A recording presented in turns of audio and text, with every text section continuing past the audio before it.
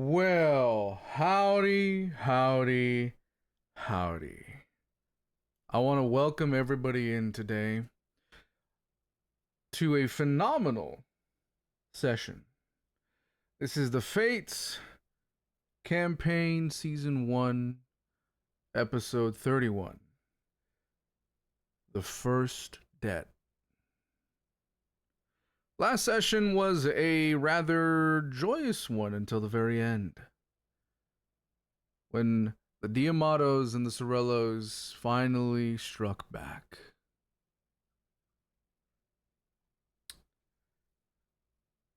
Today's session is going to be interesting, to say the least. So I hope you all are ready. I hope you all are prepared, because today is going to be a day of loss. So pray to your gods.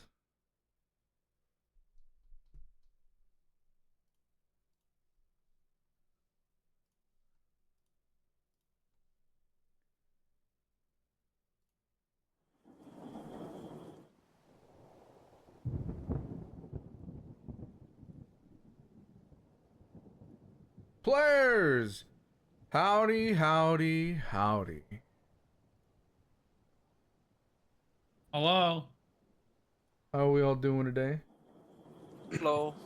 I was doing so freaking fantastic Mhm. until I looked at the stream title. Mm-hmm. The stream I'm title alive. made me feel even more fantastic.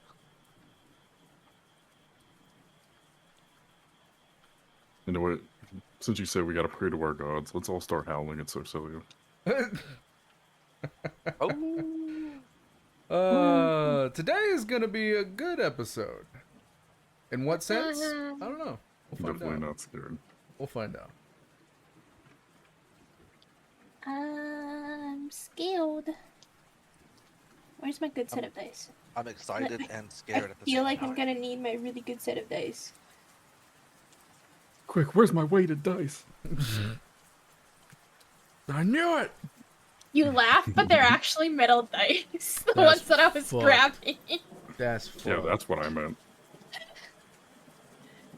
Hey, where's the rest of the set? I would love metal dice.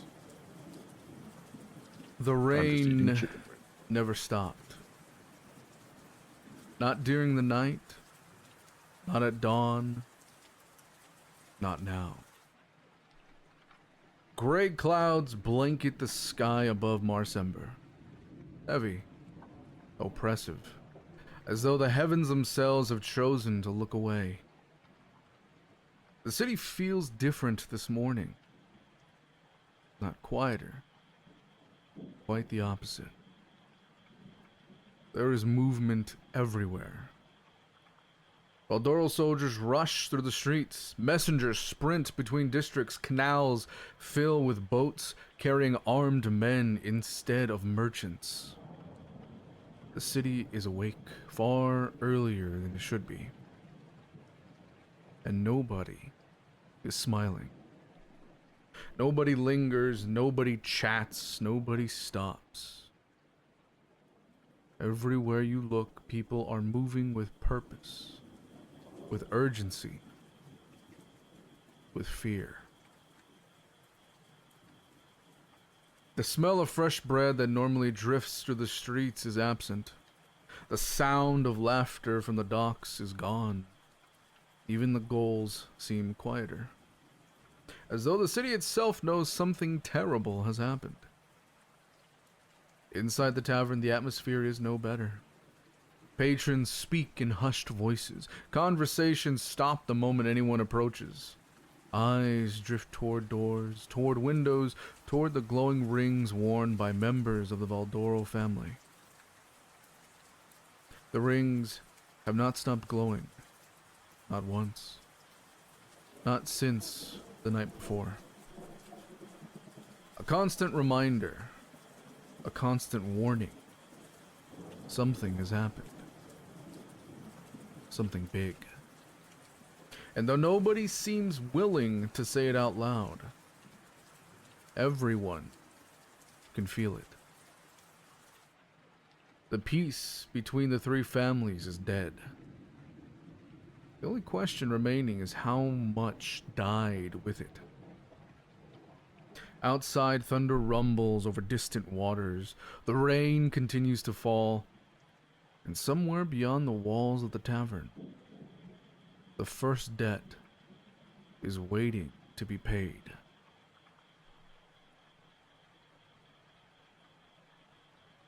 Players, as you rise from your slumber, you hear frantic voices on the first floor of the tavern, but you're not sure why. Who's making the first move? Sorry, Silia. Okay. She's a light sleeper. So, Celia, as you wake up, you notice your ring glowing.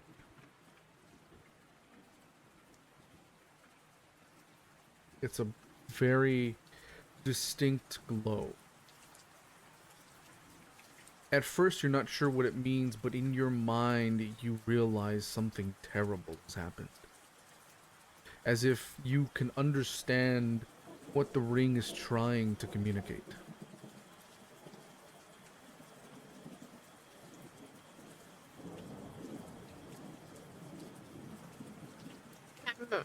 Still in my room, or am I downstairs? You're still in your room.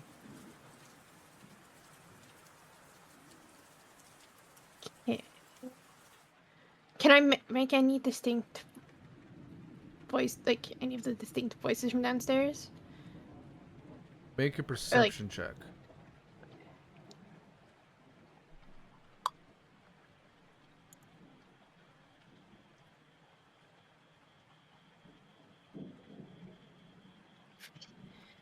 So much for being my lucky set of dice. 11.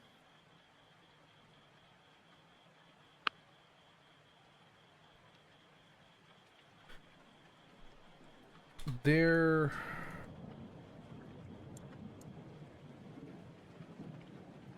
are lots of hushed kind of talking. You don't outright notice anyone in particular. You don't recognize immediately any of the voices.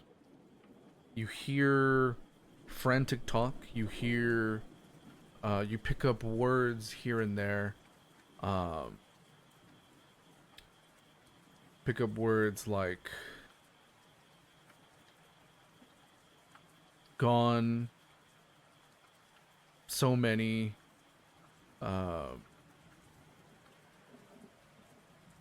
gravely wounded, just here and there.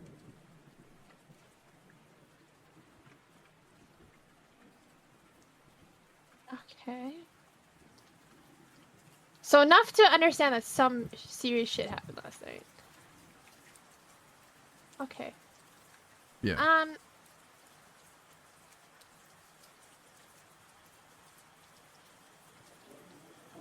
I am going to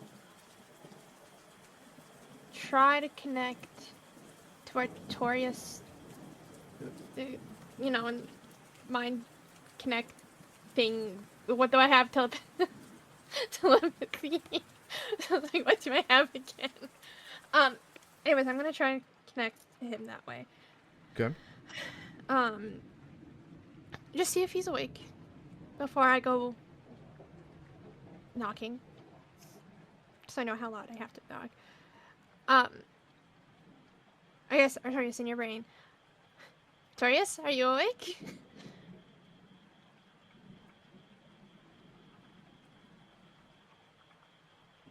Kind of hard to sleep with all the rustling about and talking.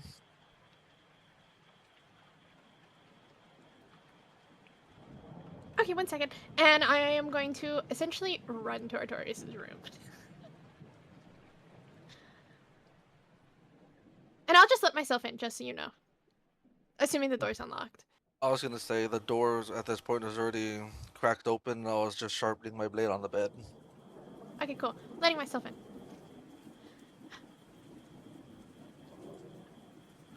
I think we missed something last night. I'm like holding up my hand with the ring on it.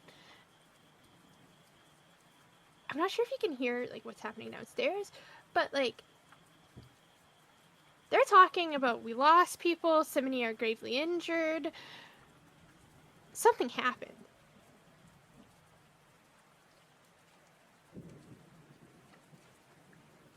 That's what it seems. I was just prepping to try and make my way to the dawn early to try and find out more. Should we get the others?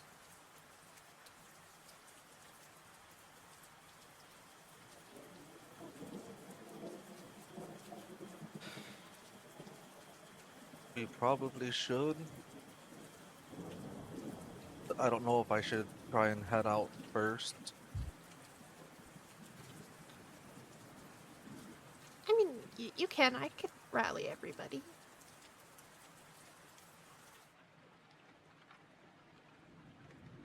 I think that would be best.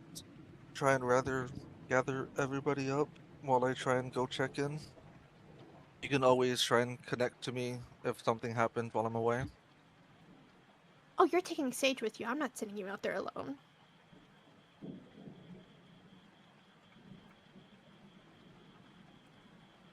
You're just gonna hear like a soft grunt. As you grunt, you just hear Sage's voice behind you. It's okay. I'll take good care of you.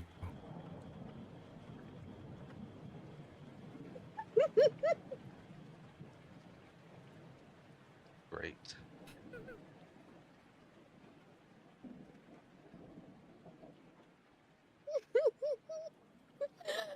Did I hear that too? Oh, I audibly said that out loud. I meant what Sage said. Nope. Oh, okay, cool. Oh, so she just heard me say great. Yeah. Okay. You and Sage head out. I'll get everybody else.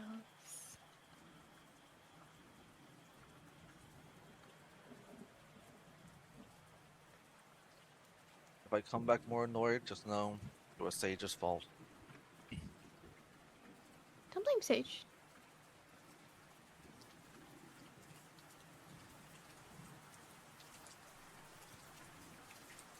So Artorias, you're heading out? Yeah, I'm gonna head out to the Dawns early. Okay. Head out. As you're heading out through the tavern, you see a couple of Valdoral soldiers, who it looks like they've made the tavern area sort of like a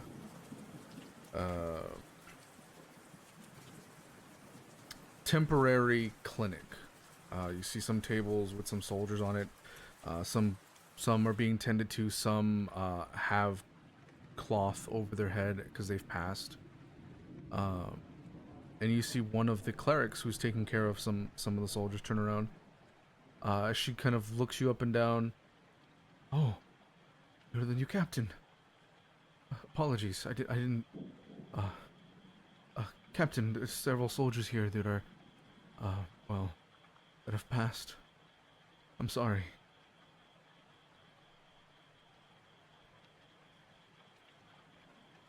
No worries. I'm sure you did your best. We were not prepared for what happened. One of the soldiers that she's tending to kind of just grabs you by the arm. He is missing his left eye, and you can see like a chunk was taken out of his left cheek, kind of showing you like his teeth on that side. It came out of nowhere. They hit Vittorio.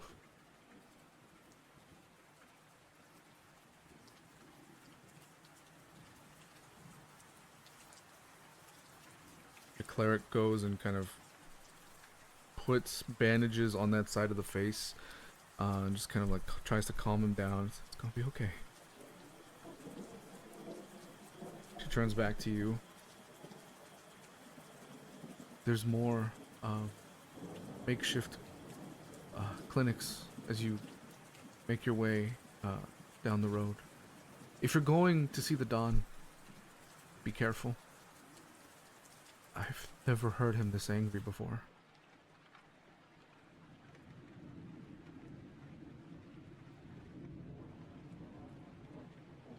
Well, I'd rather me go than my entire party go and get chewed out for it.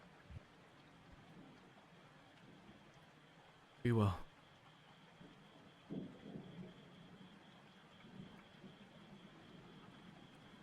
As I'm about to leave, I'm going to put a hand on the man that grabbed me and cast the level 1 cure wounds on him. Okay. Just to try and ease his pain.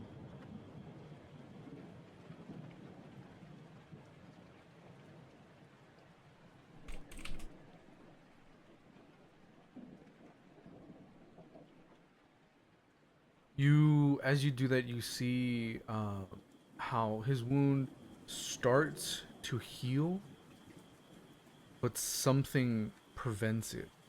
Something he was hit with is lingering. Some sort of darkness.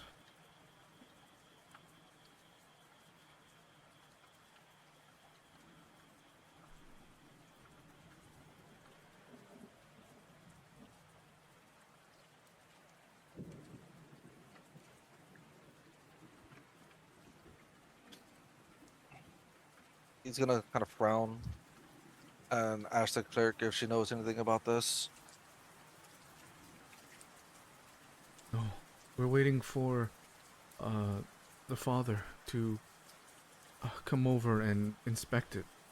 This is either magic or a curse that's well beyond my understanding.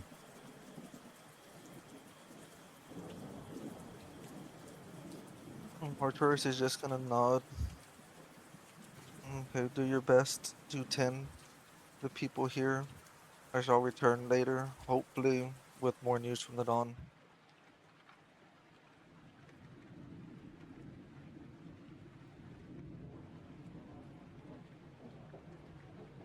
Hopefully.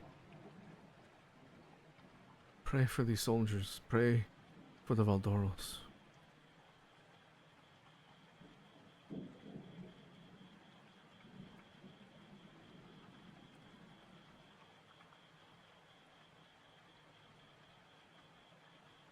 He's just gonna give a soft nod and say he will. Let's start walking out.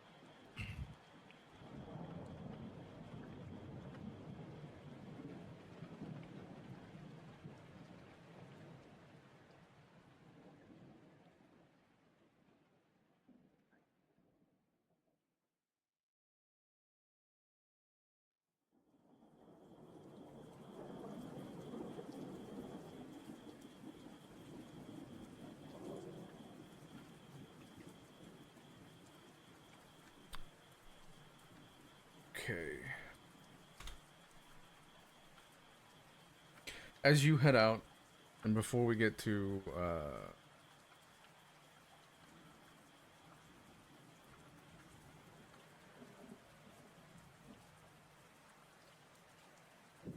no, actually, I was trying to do in order, but no. So what we're gonna do is, you head out, Silia, you start waking up the rest of the party. Alright, who's closest to... I guess Artorias' room. Did we ever establish that? I don't think we ever did. I'm pretty sure Tonkai will be the one closest to the stairs. So wherever that puts me. So either Araneth, Cawpy.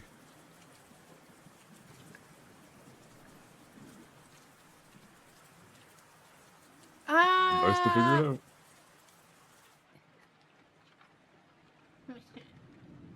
I feel like y'all would have put Silia in the middle of the freaking hallway.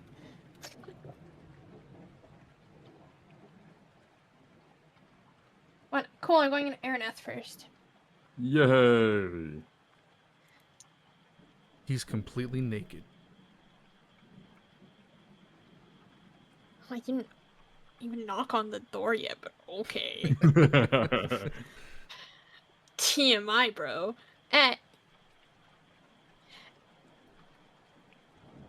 be like kind of frantic, but soft knocking, so I don't want to like wake up the rest of it.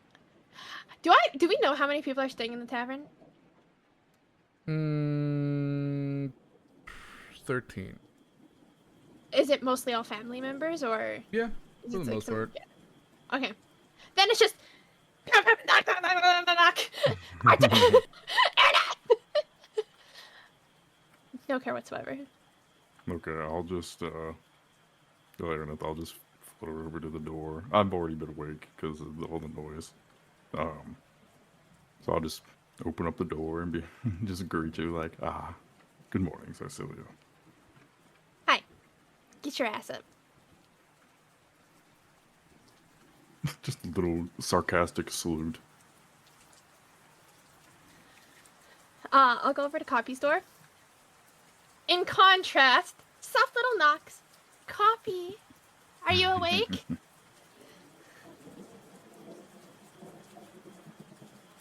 You get no answer.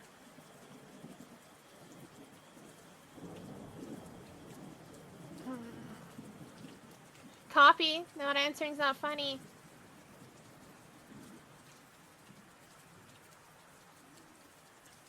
Still nothing. I'm gonna try and open the door. Is it locked? Nope. And as you open the door, there is no sign of Cawpy. Sneaky little thing. Fuck. Okay. I You said assume no sign. I'm- Can I roll perception to see if he's hiding somewhere? Yeah, you can certainly try. My stealth is really high. That's nice. Yeah. That's cocked. Oh my fucking god. I don't see shit. That was a 9. Ha! Yeah, well, you don't see shit anyways. You don't see him at all. I assume since I'm like in my door, I'll kind of see this happening. Mm-hmm. I'll just kind of flutter over, peek inside a little bit, and be like, just like Cawpy, huh? I don't think he's here, Silia. When I peek inside and I don't see Cawpy, I will audibly say fuck, by the way. If only he were here, he'd have another fuck to say. Fuck. After you say that. He just can't resist. I will go over to Tonkai's door. Kind of a more, like, in between Araneth and Cawpy. Like, slightly panicked knocking. Tonkai! Tonkai! Tonkai's like still in bed, like half asleep, and like he just hears Silia, so he like just looks at the door, and like he like prestidigitation and it open. Like, mid-knock, opens the door, and I'm, like, leaning on the door, so, like, I half fall in. Oh, hi. We need to get up. Something happened last night. Artorias is on the way to the Dawns, and Cawpy's missing, so we need to go find Cawpy. Okay, let's go. Chop, chop. As she's like frantically running around, I'll be like, he's probably at his little hideout we saw, right? Yes, but I don't have Sage to go check, so I need everybody so we can go check. Okay, chop, chop. I'll meet you guys downstairs, and I'll go downstairs. I'll just follow behind her. As you both go downstairs waiting for Tonkai to get dressed and get ready, you both see the same thing Artorias sees. A makeshift clinic on the first floor of the tavern. Tables used as makeshift gurneys. Some soldiers gravely wounded, others dead. We see the same cleric. Yes. Does she approach us or anything, or? She's currently Me too. working on a patient. She has not noticed you. To Silia, I'm like, so the rings were right. So the rings were a warning, or an alarm, or something. I think they're a call. Do we see Cawpy on this floor? I'm checking the rafters. You do not. Araneth will fly up into the rafters just for another quick look. You also do not see Cawpy. Okay. I'll flutter back down.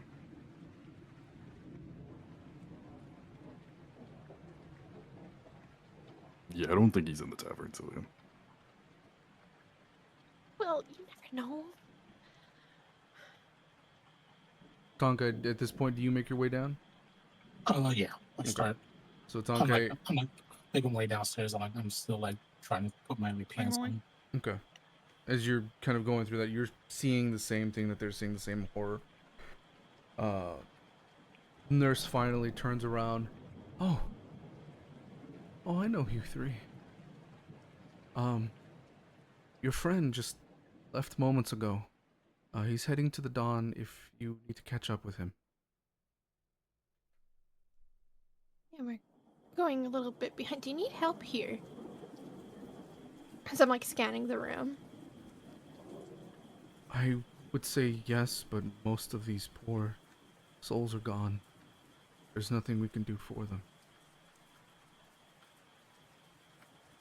She says that Araneth will kind of just casually just fly around and fly kind of next to her and just kind of like start looking and trying to examine, like just to figure out exactly what he's seeing with all the bodies.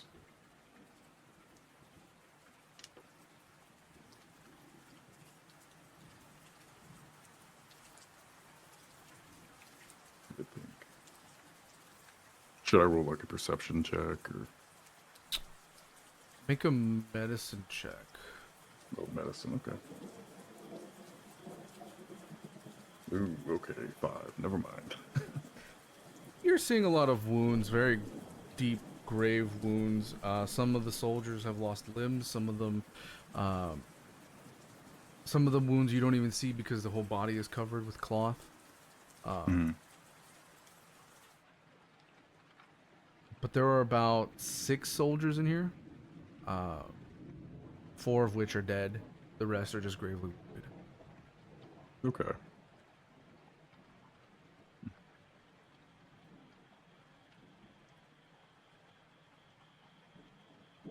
Seems like this was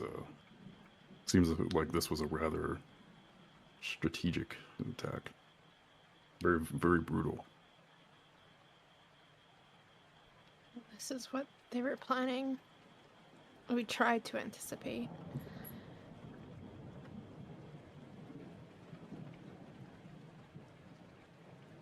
As you guys are taking in the horror of these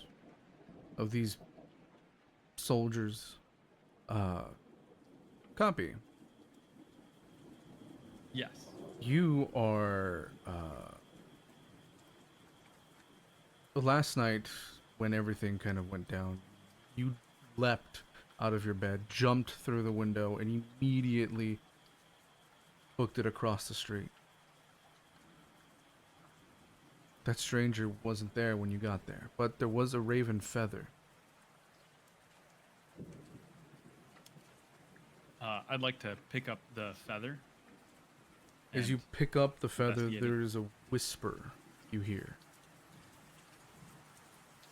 And as you turn towards the direction of the whisper, you see the magical explosion happening from within the bakery.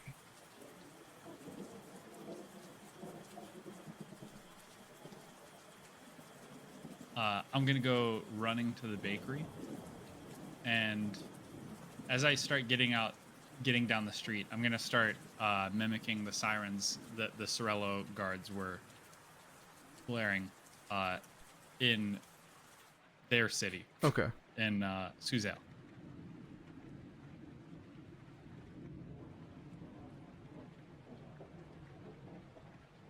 Just trying to like warn people around while running over to the bakery.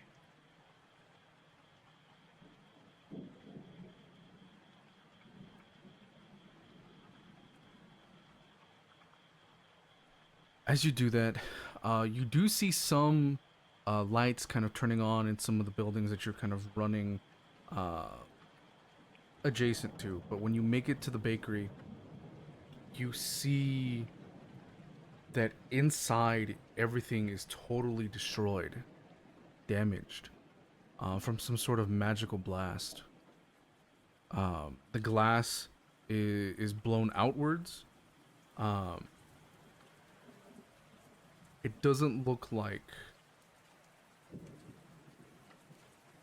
whatever might have caused it, or whomever might have been inside, is alive. But you can certainly go inside and check.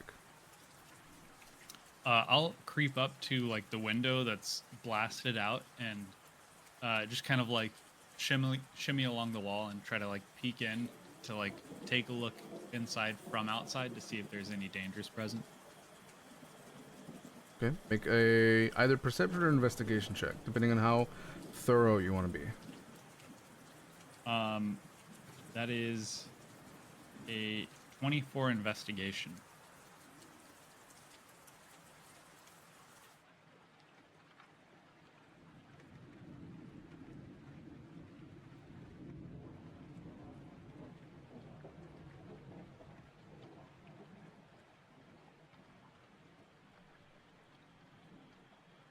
You see magical residue from the explosion.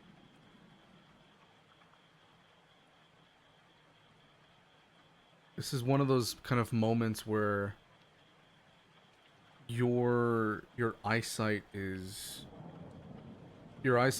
your capabilities are kind of working in tandem.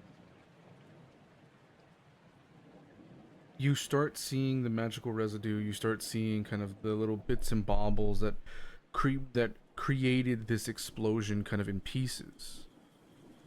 Kind of looks like the detective mode in Batman. Oh yeah. And you're kind of looking and you're seeing all these little magical components. And then you stop as you look at the wall and you see an outline of a person in ash.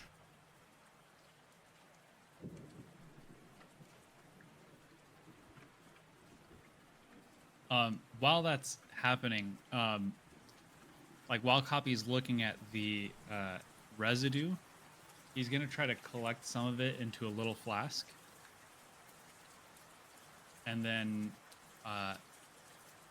from there he'll look up and see the outline, and his jaw will just drop, his beak will just drop, and he'll kind of just slowly like pick himself up through the window and hop down into the bakery. Okay.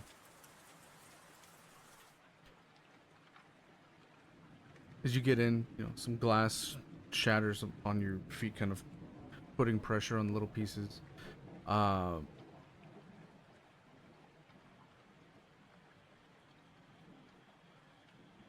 Inside the bakery, you see kind of the epicenter of where this explosion happened.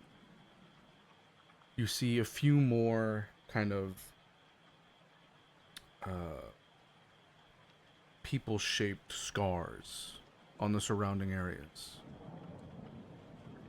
You're not sure how many people were in the bakery at the time of the explosion, but whoever they were, it doesn't look like they survived.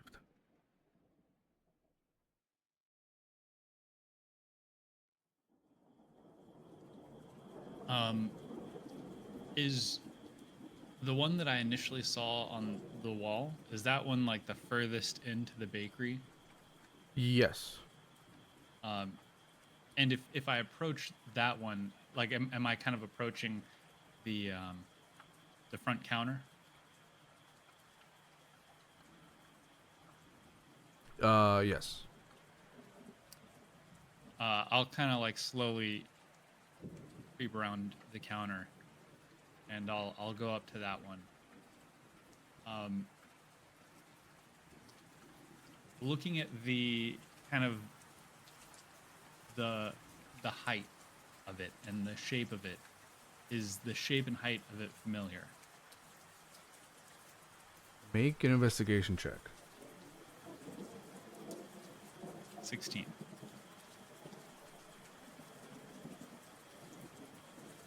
It looks similar, but you're not 100% sure or confident that you know who that might be. I'll kind of put my hand on the wall, like in the middle of the imprint, and I'll wait there for a second, and then I'll turn to behind the counter, and I'll kind of keep moving behind the counter to look in the back.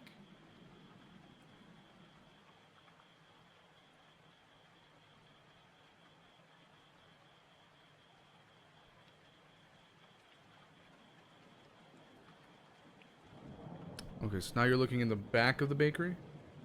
I'm heading to the back of the You're bakery. heading to the back of the bakery, okay.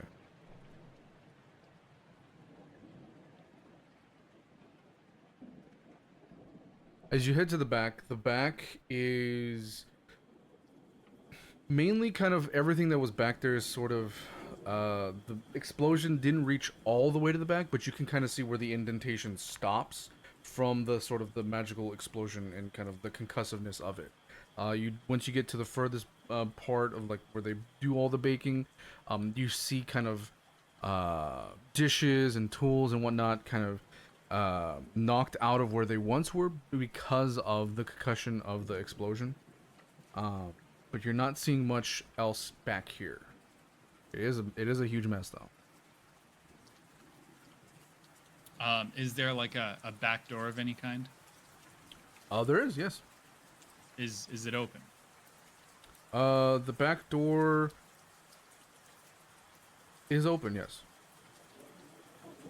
I'll go and take a peek out the back door and just see if I see anything outside behind the bakery.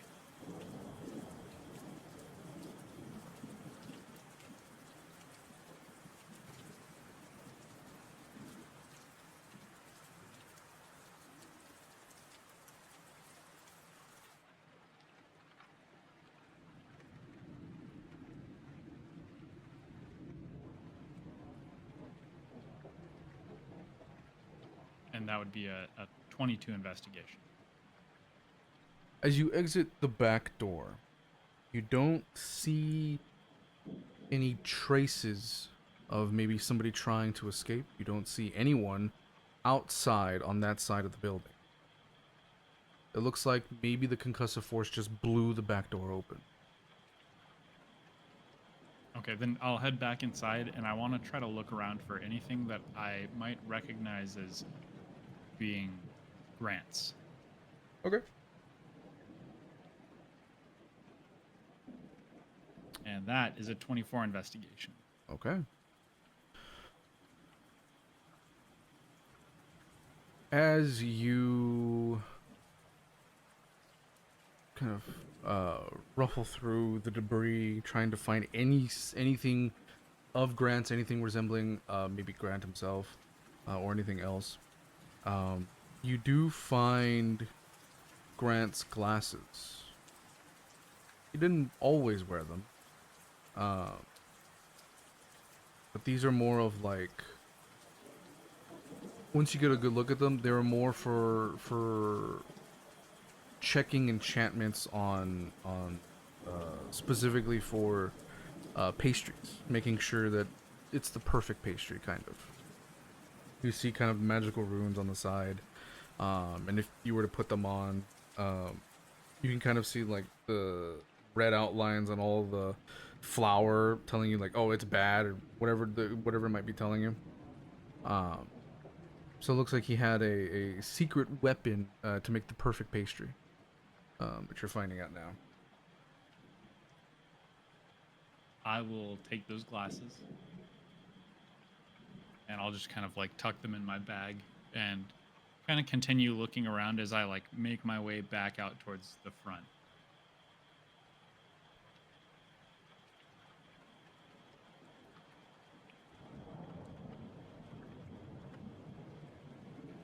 As you make your way out to the front, kind kind of still. What's the word I'm looking for? Oh, here we go. Distracted. Kind of with everything that's happened to the bakery. Do you head outside? Yeah, I'll kind of like. Yeah, I'll just kind of slowly step out into the rain. You head outside as you kind of slowly step out of the rain, and somebody bumps into you. You make a strength check to see if you get, tossed to the ground. I'm totally getting to. I rolled a 14 for a 13. Yeah, you get tossed. You get tossed to the ground, but you hear a familiar voice. Hey, Cawpy, what are you doing out so late? Don't you know it's dangerous on these streets?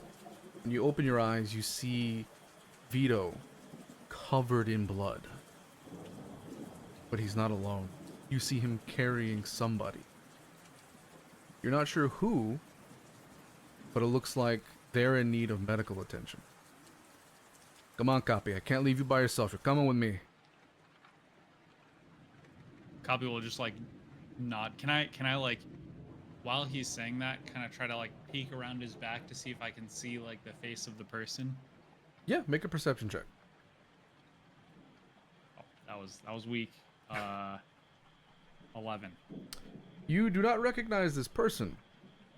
Okay. Then Cawpy will kind of just nod and like tighten his bag of holding on his hip. Sure. And he'll be holding the vial of the magical residue from the shop. Okay. In his hand. Do you show it to Vito, or do you just have it in your hand? I just have it in my hand. I'm just gonna keep it and Sure. Yeah.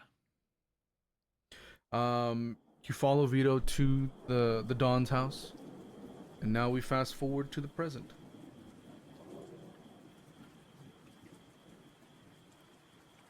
Artorias, you're making your way down the street, and you see multiple buildings either ransacked or destroyed. But your eyes then catch on to the bakery. The destruction from within. Do you stop, or do you keep going towards the Don's house?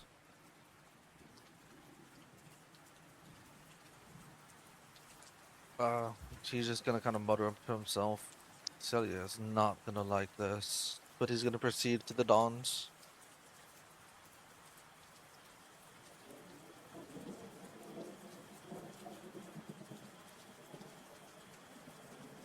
Okay.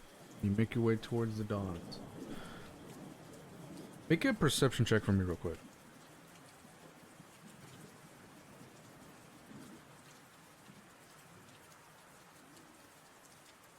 A 16.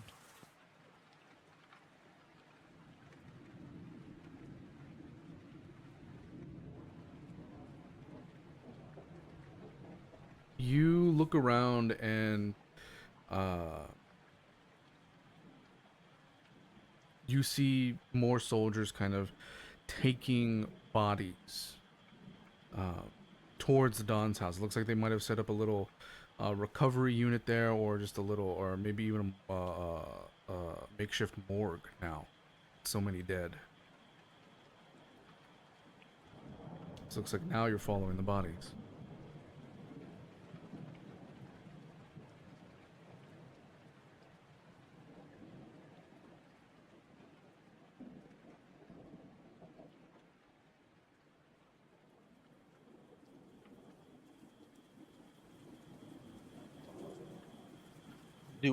I know Sage is following me, but do I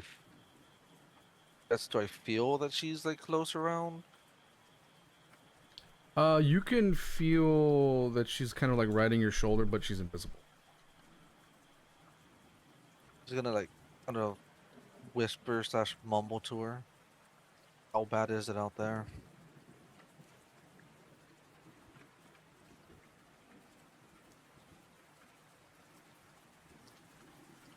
You don't hear anything, but you see kind of like feel the pressure lift from your shoulder, and then a moment later it comes back, as if she had left to go recon, and then she comes back. Well, I'm not gonna lie to you. It's worse than probably what you're thinking. Canals are filled with blood. There are still bodies in the canals that they haven't fished out yet. Prepare yourself for when you get to the house.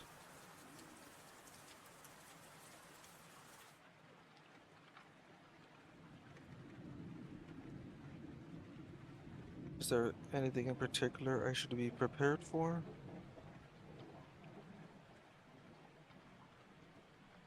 You might know some of the dead.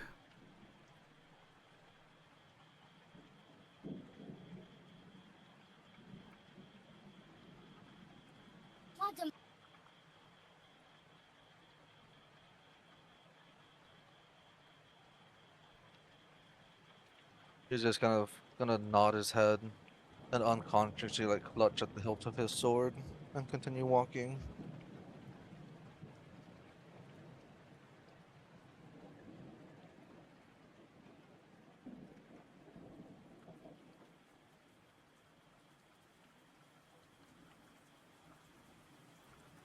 You make it up the walkway to the Don's house, and you see several tents. There's tents for makeshift recovery unit. There's several tents for makeshift morgues. There's a tent for the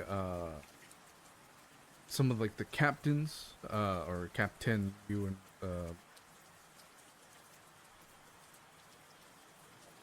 nope, just you.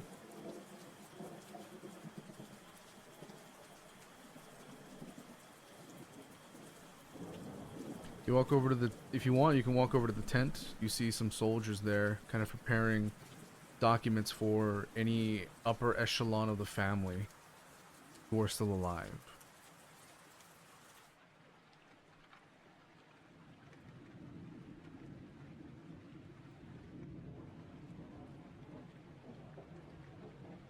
He's gonna walk up to him and like make sure his footsteps are like kind of heavy to make sure his presence is known to not startle anybody.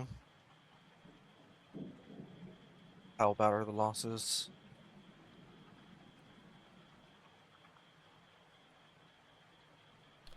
They still get startled. But they salute. It's bad. We're so far seeing at least 30 soldiers dead. We have here at least here around surrounding the Don's house, 17 gravely wounded. We have a lot of survivors, but and this soldier bows his head.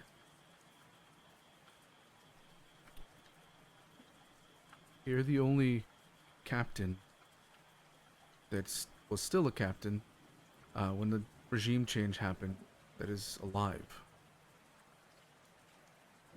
And he's gonna point over to a tent that has a couple bodies, but it's not filled up like the others. This one seems like these might be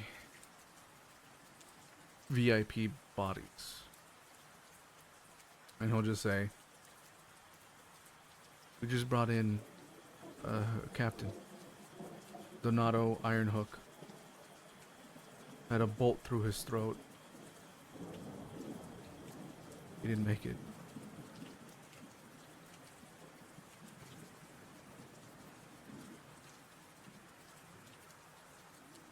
That's unfortunate. He seemed like a rather fun person to grab a drink with after a day.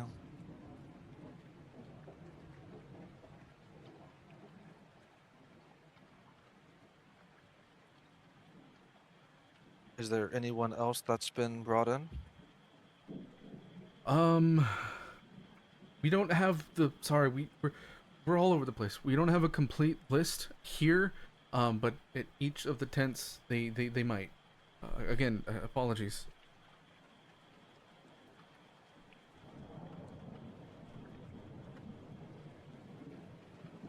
He's just gonna give like a little somber nod.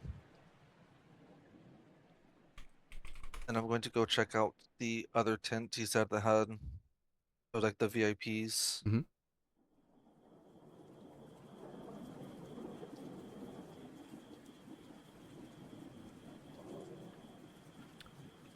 You see the tent, and as you get to the tent,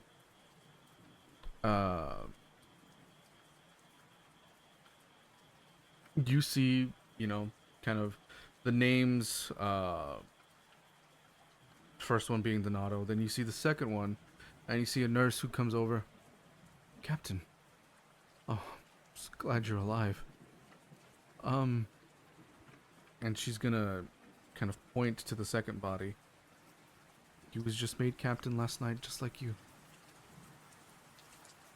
Poor little Marco.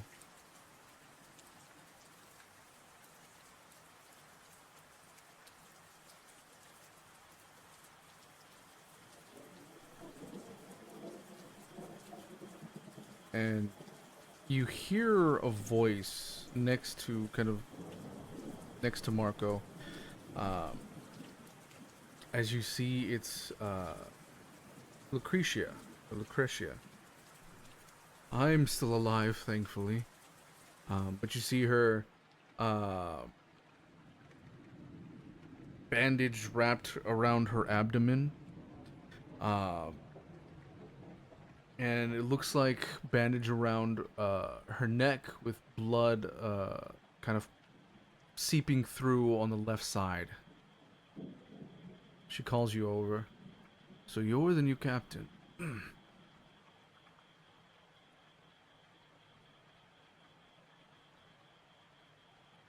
He's gonna just take a few extra moments just there at Marco's bed and then just walk over.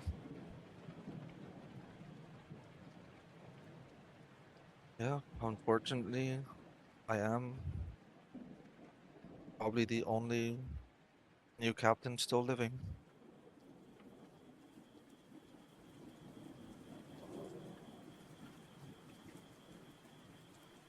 Well, I don't envy the weight of your responsibility right now, seeing as you're the only captain in this family. I'm out of commission. She just tries to sit up. I'm out of commission until I heal, but I was retiring anyways. Seeing her trying to get like sit up, he's just gonna like gently place a hand on her shoulder to like make her stay down. Thank you. Oh. Oh. Yeah, I was retiring anyways. Serafina is now the consigliere. She's inside with the Don. Vittorio is, well... The Don had him taken to an undisclosed location to make sure he survives. Which, you know, from hearing what happened to him, I'm surprised he's alive. Was shot several times. I don't know how someone lives through that.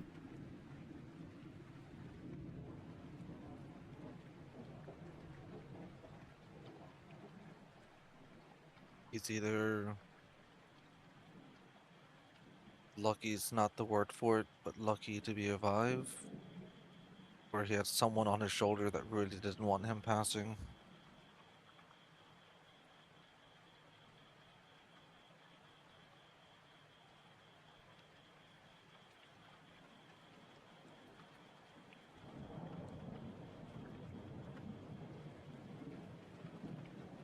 He's gonna just kind of give her another like once over.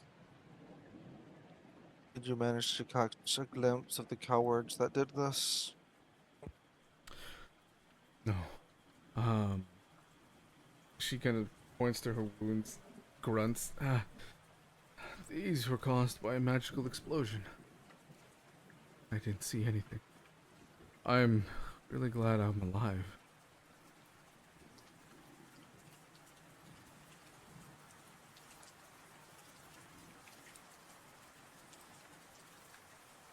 You then hear screaming from another tent.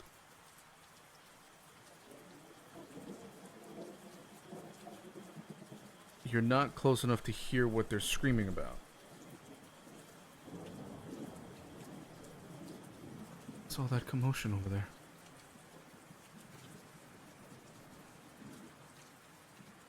He's just gonna like keep his hand kind of firm on her to make sure she doesn't move. You lay down and get some rest. I'll go check it out.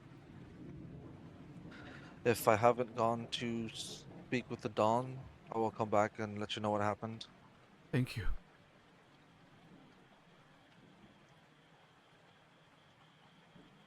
He's gonna give her a curt nod. And then again briefly stop by the bed of Marco. Like bow his head. And then go see what the commotion is.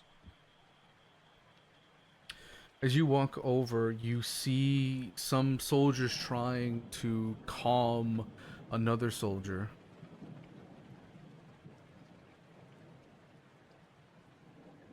You don't recognize the soldier unless... Did you see who Silia was talking to the night before? I wouldn't say I saw a good like image of the dude, but I just saw she was talking with someone.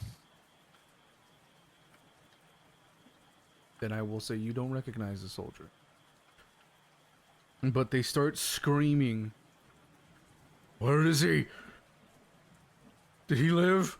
Tell me. I tried protecting him.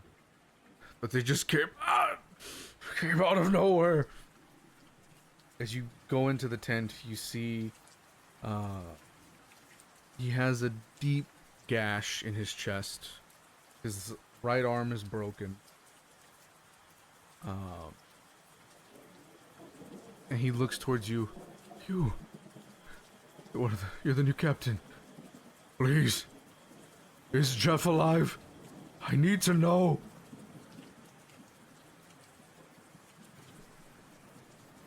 Is he just being held down by other soldiers, or is there like another cleric, someone there trying to heal him? He's being held down by other soldiers.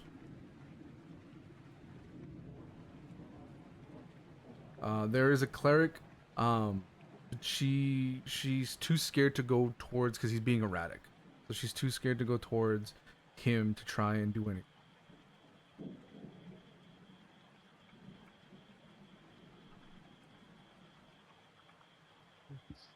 Artorias is going to like try and stand up a bit straighter to be more assertive. Right now, you need to calm down. Everyone is on edge. A lot of shit just went down. The clerk is trying to take a look at you, and she can't because you're scaring her. Can you describe who Jeff is to me? I will try and go see if there's anything about this that I can find out for you. Make a persuasion check. How about intimidation? You know what? Sure, either or. I have to pick one to roll. I can't roll both.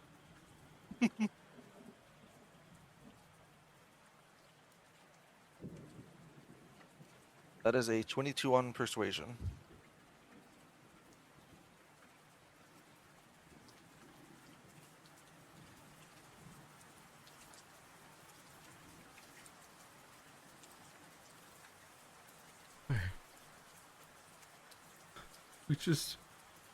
We just joined last week.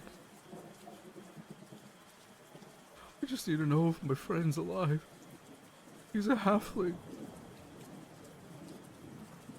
Please.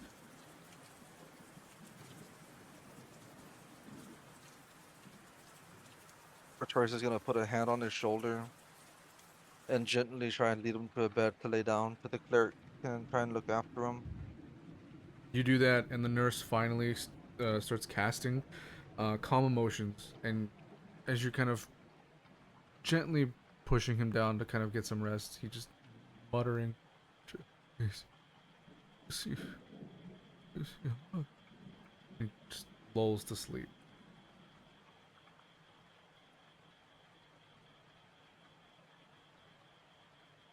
He's just gonna look at the cleric, just give a little nod. Sorry that his outburst startled you.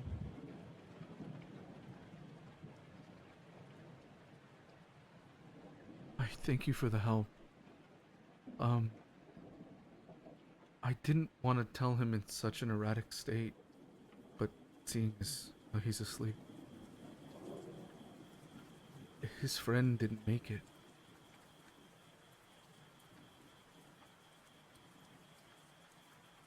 It does seem, though, that when these other soldiers found both Crixus and Jeff, that Crixus was trying to protect Jeff, was obviously gravely wounded, but Jeff was already gone. According to Crixus, he was so drunk that he knocked out and then they were attacked, so I don't think that Jeff... Well, you could say theoretically he kind of went in his sleep. I don't think he felt any pain.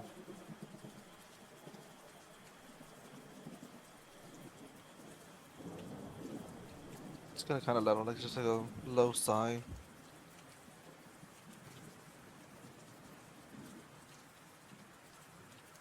Don't tell him. I will come by whenever he wakes and try and give him the news as gently as I can.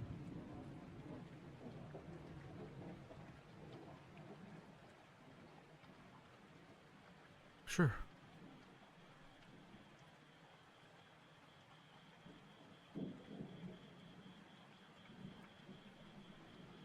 And him? How do his wounds look? Well, they're healing. He is expected to survive, but he's gonna be out of commission for a few weeks.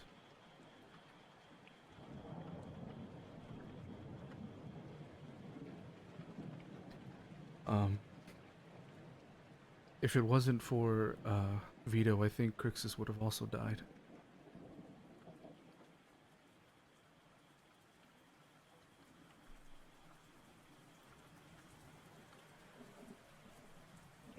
Vito was there? He's the one who was carrying Jeff's body, and he had the other soldiers carry Crixus back. He's inside the Don's house. I think he was with a Kenku child.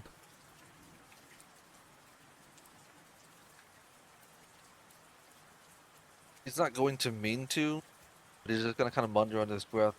Fucking Cawpy. I then realized he said the kind of where it could be heard. Sorry about that. You just keep Oh, it's okay. doing your best here. I think it's time I finally go and check in with the Dawn. Oh, I'm going to go check in, recheck in with Lucretia, and then see the Dawn.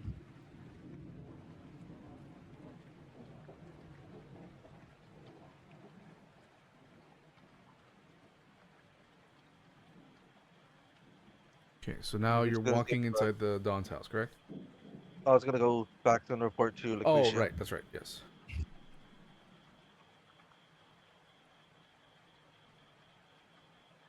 Gonna just walk in the other tent again and see her. Pardon the intrusion again. Oh, I don't mind. I'm stuck here for the time being. So what was with all that screaming? Did she tell me what his name was or no? Crixus. Ugh. That was Crixus screaming and freaking out, trying to find out what happened to his friend Jeff, Oh, and he unfortunately didn't make it. by the gods. I was at their induction ceremony last week. Oh, they're so young.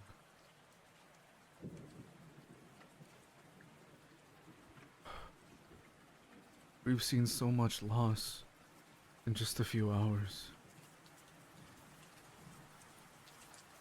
And I'm sure there's still we haven't even discovered yet.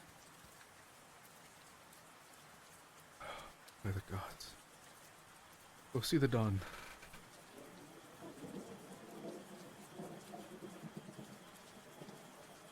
He's gonna nod. You just try and do your best to relax and recover. Oh, I'm trying. If you do need anything, you can try and have someone flag me down, and I will come and assist if I can. Thank you. I appreciate that, Captain Artorias.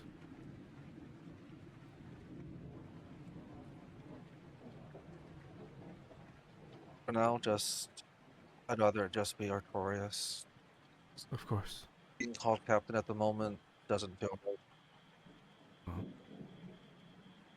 either way, Artorias, thank you. He's gonna give her a curt nod, just give her like a little reassuring, like, I guess, rub on the shoulder. Uh-huh. I'm gonna go and see the dawn now. Okay. Good luck.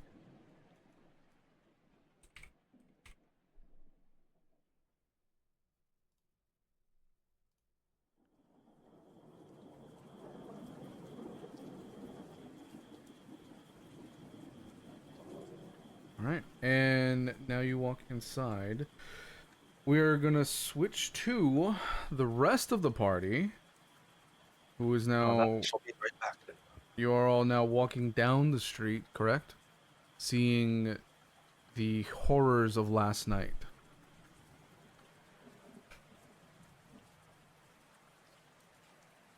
Also, welcome in, Sarah. Everybody say hi. Hi, Sarah. Everybody died. Hi, Sarah.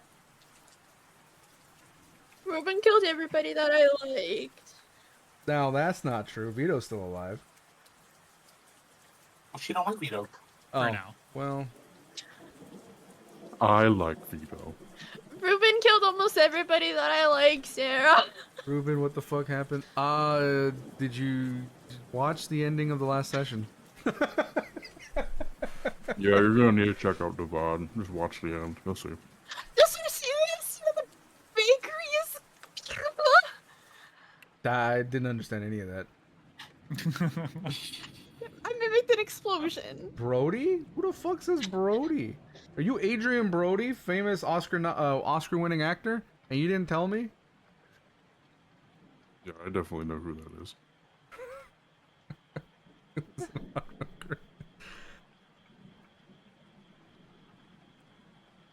He's doing a play there? Noise.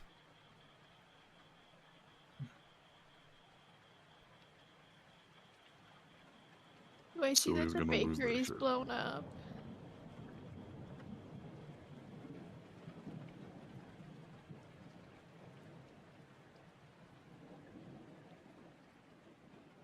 I don't know. Would we be walking that direction?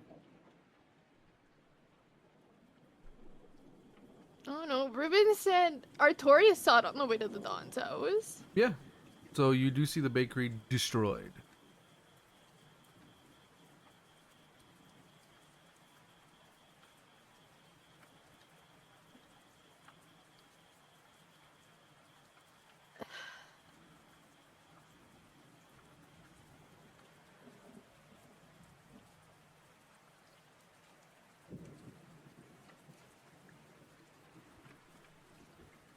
As you guys are walking by, seeing more soldiers kind of running around, trying to either get messages to different posts, or trying to save as many soldiers and associates as they can, or just fishing out the dead. You notice several buildings either destroyed or damaged, including the bakery.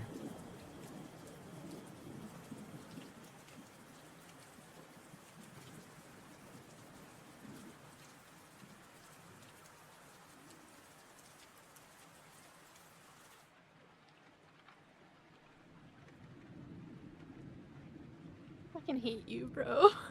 Do you all continue walking or do you investigate? Silia's running to the bakery. Sure. As Araneth sees her run off, you just hear Araneth go, "Oh no, this ain't good."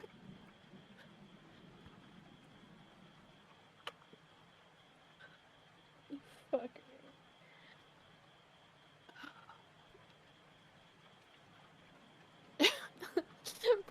Pretty much, Junie.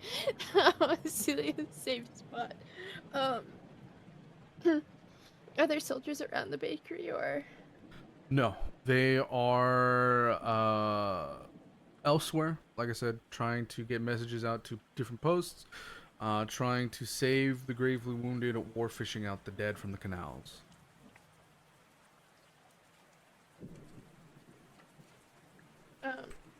As I approach the bakery, what do I see? Yes, then.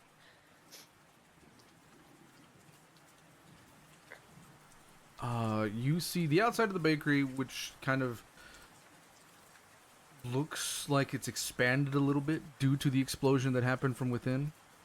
There are some brick that are kind of misaligned with some of the other ones. You see the glass blown outwards, and a whole bunch of damage inside.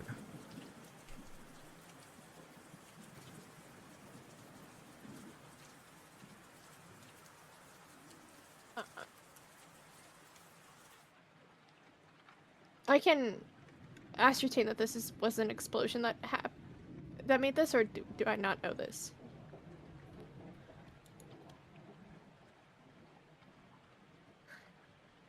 Hold on one second, guys. Oh fuck, And I'm muted. magical- Oh shit, I was muted. What? Oh. Mine was a question. Or when we left off, I had a question. Would I have realized that it was a bomb that went off in the bakery? I will allow you to either make a perception, investigation, or arcana check. Oh no!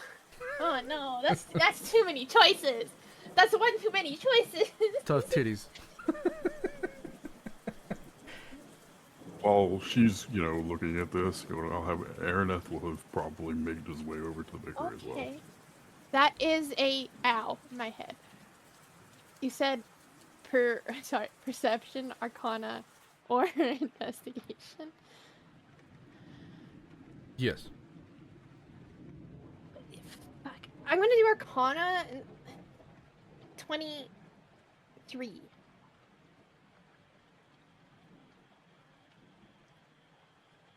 As you're getting closer to the bakery, you do notice the scarring and the sort of the there is a term for it. I just can't. My brain can't think right now.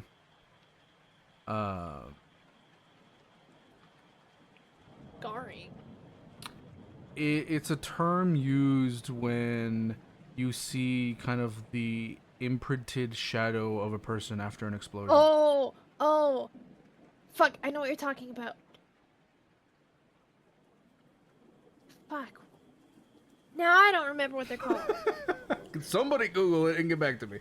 But you see that, as well as kind of the scarring around within the bakery, in the epicenter, and seeing several more of those shadows, as Junie is now saying that we should call it. In the meantime, Nuclear shadow.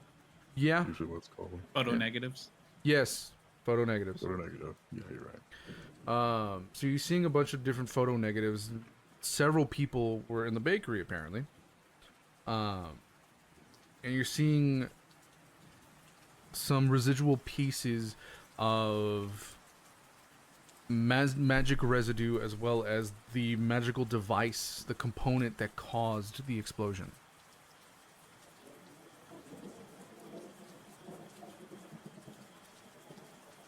I see the magical device that caused it.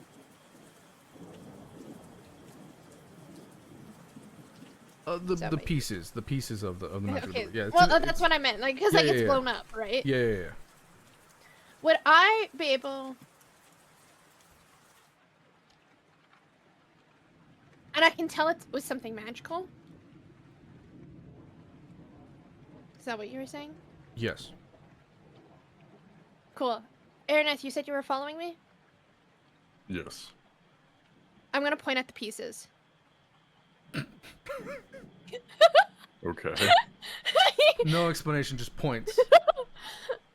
I Okay. don't think she would have words. This was her favorite place, and she sees these negatives of people that she knew on the wall. Mm-hmm. I don't think she Okay, would so- have words right now.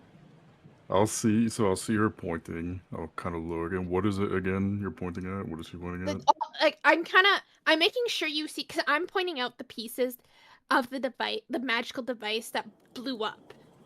Okay. Because Ruben said I noticed pieces, so I'm kind of gently pointing each of them out, and I'm hoping your beautiful intelligence mind could put it together. Yeah, beautiful mind is shit. Yeah. Araneth's mind is... that's exactly how I would describe Araneth's mind. Beautiful, yeah. Beautiful mind. You were the one that Beautiful. flexing. I have a 20 intelligence. Bye, Sarah! Bye, Sarah. I love you. Bye, Sarah. Okay, let me see. Bye-bye. So, okay, so I see this. I guess I'll be like, okay, Will do. interesting. I guess I'll try to examine it further, whatever she's pointing at. Make a, same thing, perception, investigation, or arcana check. Okay, I guess I'll do Arcana. Nah. Well, rolled low, but I still got a 15, I guess, so.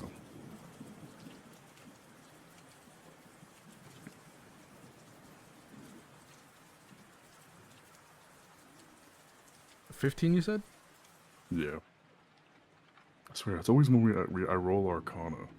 I get like a 3 or a 5.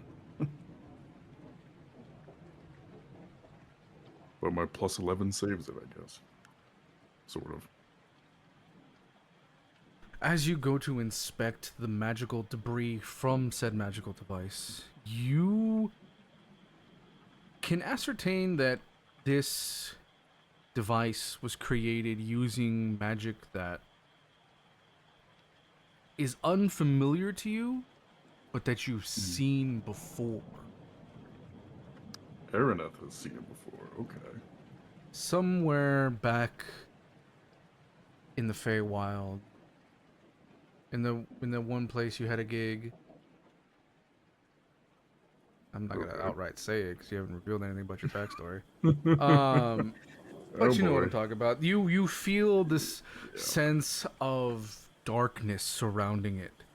You can't pinpoint the exact magic, but you do recognize the aura. Okay. So I recognize. Okay, so I'll look down. I'll examine it, and you'll see Araneth kind of an initial sense of not fear but surprise, Mhm. and he'll quickly steady himself. He'll look. He goes, I can't sense quite what this is, but I've seen it before. It is, I believe it is of Fey origin. That is concerning. Whatever it is that caused this, if it's Fey, I don't think whoever got it, they've been to some dark places. This is not good.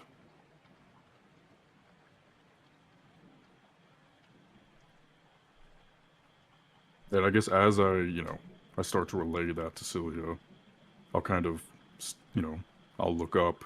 I'll kind of try to examine the rest of the area, look at the shadows, Sure. everything else, see if there's anything else I can discern. I want you to oh fuck.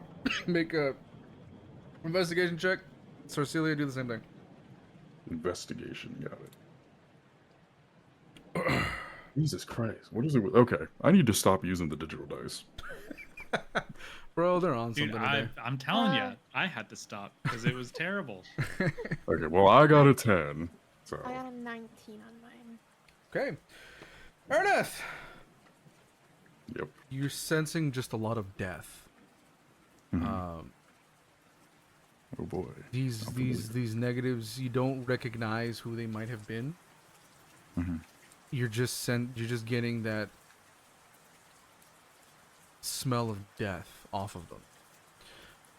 So Silia, you do not recognize some of these. There is one that is concerning, but you can't 100% say whether or not that is who you're thinking it is. It's one of those things where, how do I put this?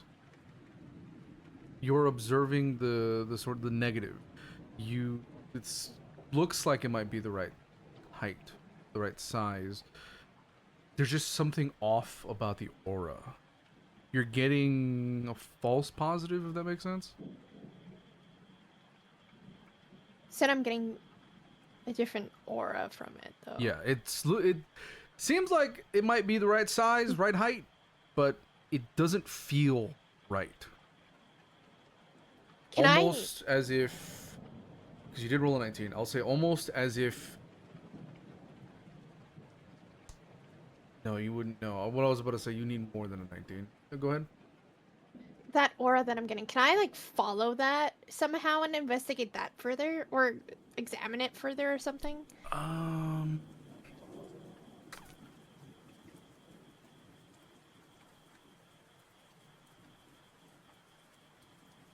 You can certainly try. Make an Arcana check.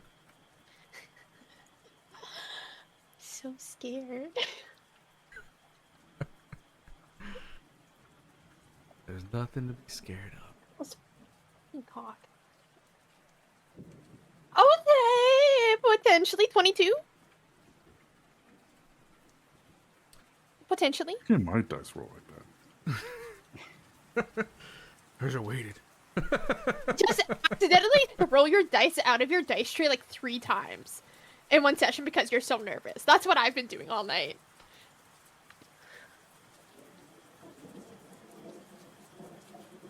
You try to follow the trace. It sort of leads to the back.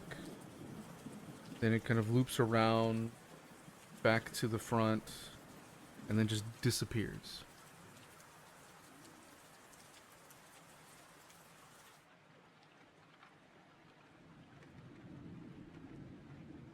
So just so I'm clear as me, because the negative that I was looking at, I'm getting a false positive that it was Grant's. Is that what you're telling me? Correct. So it could be, but something's off about it. Correct.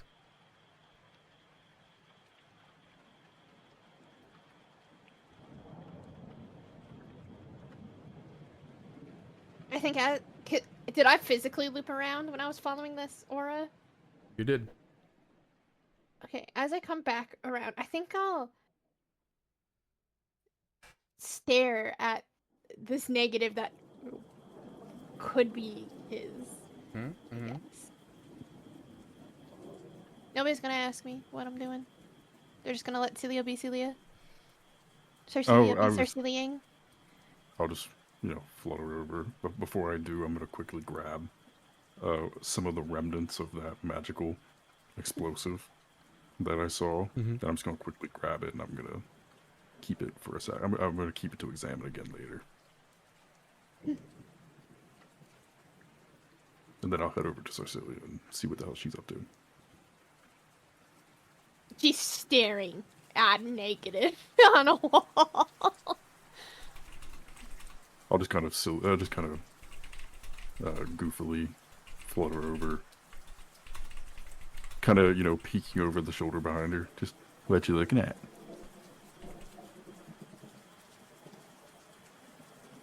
Did you get a sense from that one? As I'm like staring at it. From the specific one. Yeah. I don't know. Something's Do I? off. Do I I don't get know. any? Do I you? get anything to look? Make a roll. Okay. Go ahead and Especially- roll. Does he get any advantage with it? Because I've pointed out that something's wrong with it. Sure. Why I not? don't know. Advantage. So what do I roll? Arcana. Arcana. Oh, you're being so kind to me. Okay. Roll good. Not off to a great start. Oh, much better. 22.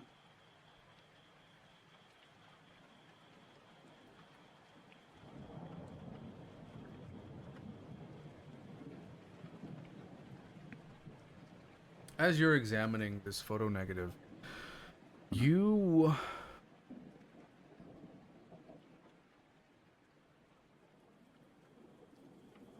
with your arcane knowledge Oh god. discern that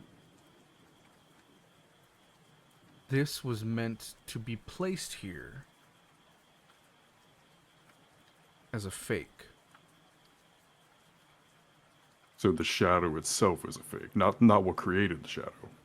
The shadow itself is a fake. No, more the sense of who the shadow is supposed to be of.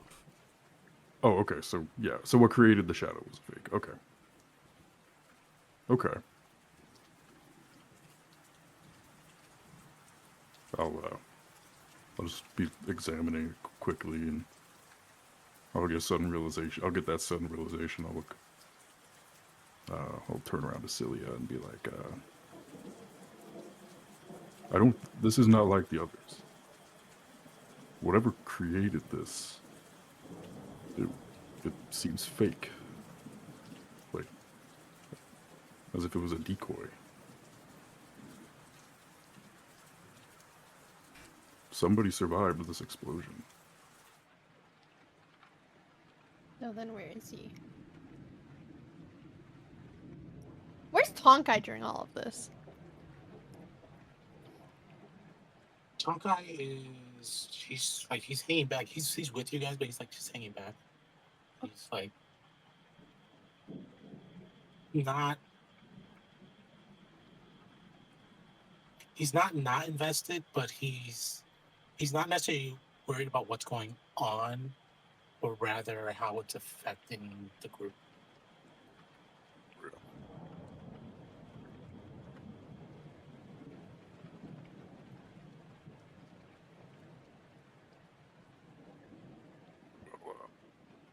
Yeah, I'll just be like, seems somebody survived this. Some kind of trickery was. Some kind of trickery or cleverness was involved here.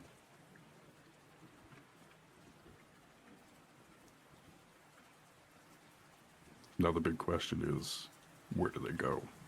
Where did the survivor go? Oh, my And little loop around. were they family, or were they friend or foe? That aura I felt, Ruben. Yeah. I didn't know that aura you were saying. Correct. And it just disappeared.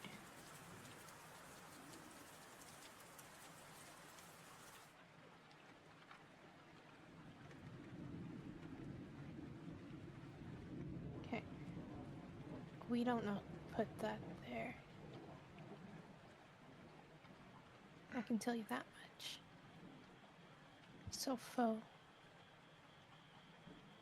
Sounds about right, based on what I found, based on what we found to cause the explosion. This is when I'm gonna connect to Sage, assuming I can connect with Sage right now. Mm-hmm. Sage, we lost Cawpy. Can you tell Artorias we're gonna be a little bit before we come down? Because we're gonna go find him.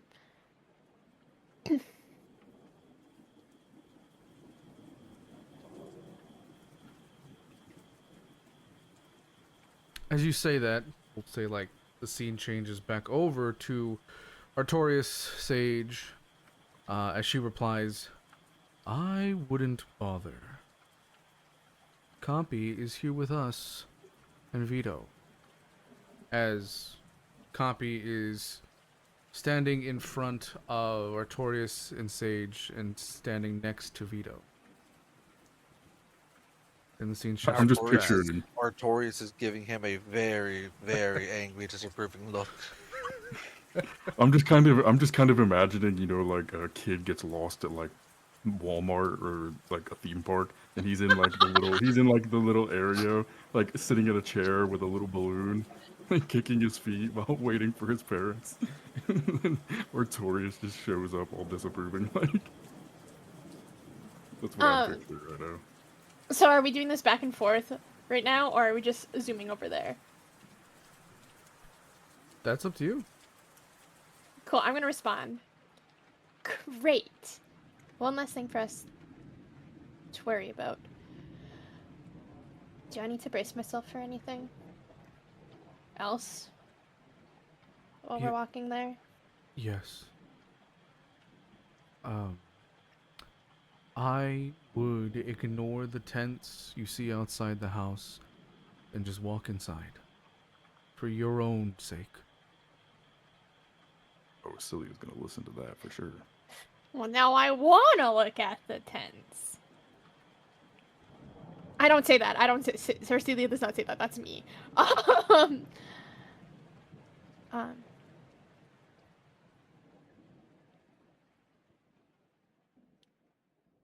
If they need help healing, though, I'm gonna go. At the present moment, the Dawn needs to speak with us. So please, hurry. Because he is not in a very happy Got it, on our way. Turn back to the group. We need to get to the Don's house. Fair enough, and it was the usual semi-sarcastic salute. Cawpy's already there. Vito found him last night. Can't even And say now I'm we're worried surprised. about me. And I'm gonna start walking towards the Don's house. Okay. I guess I'll, Araneth will follow, you know, just casually follow behind, but Silia in her head is going to hear Araneth's voice. And he's going to be like, whenever we get a chance, Silia. It's Araneth. It's gonna be, it's Araneth, Silia. Whenever we get a chance of respite. There's a lot that I need to tell you guys. Especially about what we found at the bakery. You'll get a reply. I don't think we'll get a respite for a while. Then I'll just, reply. Depends on the definition of a respite. And then I'll just hurry up behind and catch up to her.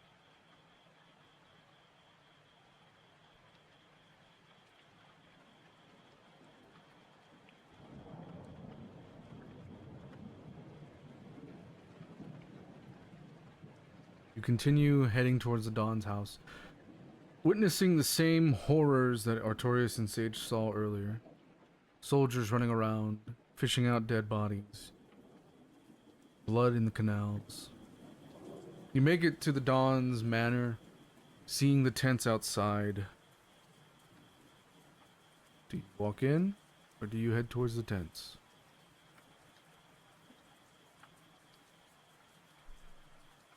What does the party do? Tonkai is he takes in. He thinks back to like how like the scene at the bakery shook the group, specifically Silia. And as we like approach where we the house and you see the stand, he notices Silia probably to pause and pretends. for a bit, and more than likely, right before she like maybe begins to turn to like start going towards them, he kind of just like kind of swoops in behind her and like literally like just like Big Brother, one arm, picks her up and just starts walking in towards the house. Okay. Like over the shoulder? No, it's kind of like side by side, like you're kind of just like stiff, like I literally just Okay, yeah. like lift you off your feet and just walk with you, so your feet are just kind of dangling by my side, as I kind of just like we're just gonna like move on past this for now.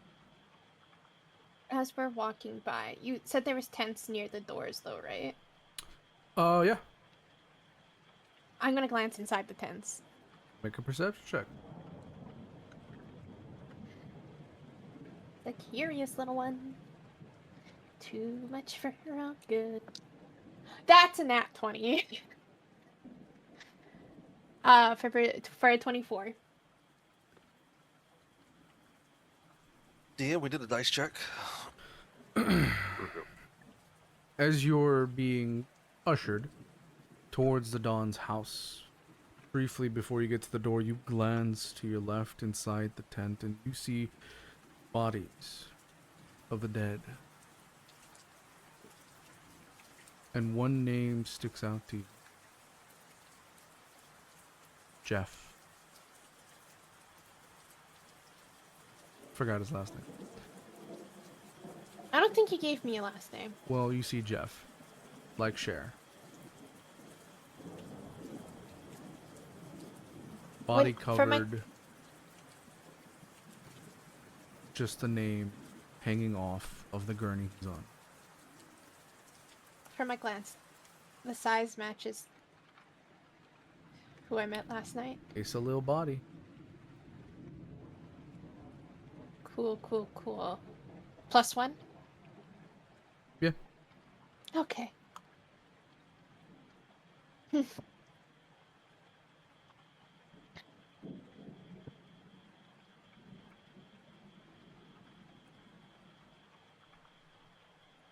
guys walk inside. You can feel tension in the air. Seeing soldiers inside the house, some alive and well, no cuts, no bruises. Others, some cuts, some gashes, but alive. And a few that are dead.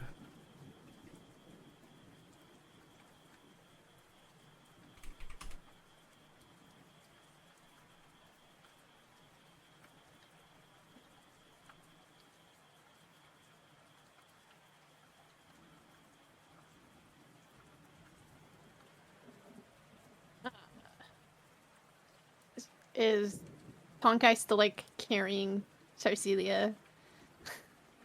Like once we're like inside, like the door, like we're over the threshold. They'll like he'll lower you. Okay.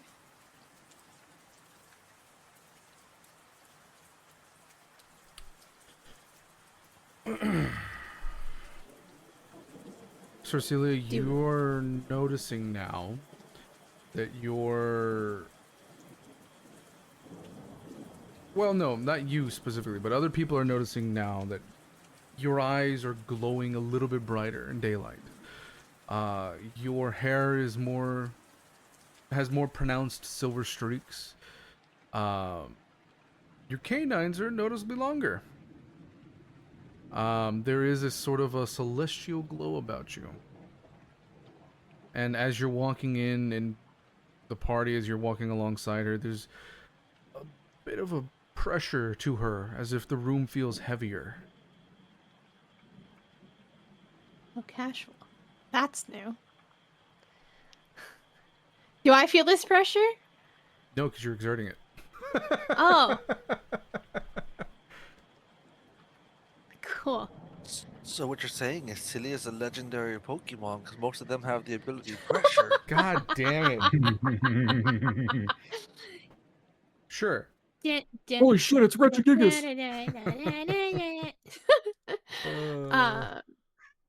Do as we're in this doorway, and I'm gonna scan to see if I can find Artorias, Cawpy, Vito, just anybody I recognize.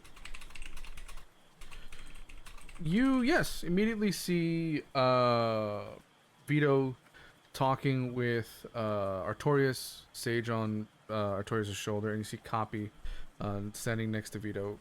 Cawpy, you see your friends walking in. What you doing? When I see them walk in, I'll go running up to them, and I'll just hug them. I'll run up to Silia first and hug her, and then kind of go around to the others, and I'll kind of pull my I'll pull my bag up, and I'll pull the glasses that I found in the bakery up, and I just like pulled them out, kind of solemnly. We recognize these as Grant's glasses, hey? Yeah, that's what he uses to perfect his baking.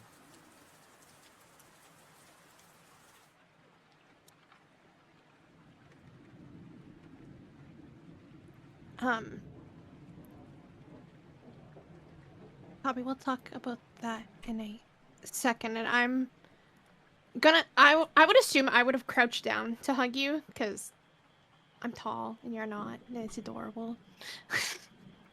And I'll get up and I'll walk towards Vito and Artorias.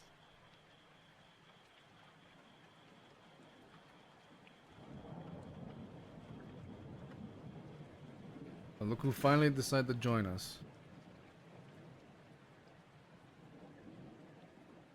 You see, he says that as if trying to kind of break the tension, but there's this look on his face of a man who has not slept in the last 24 hours. A man who has been working himself to the bone, recovering bodies.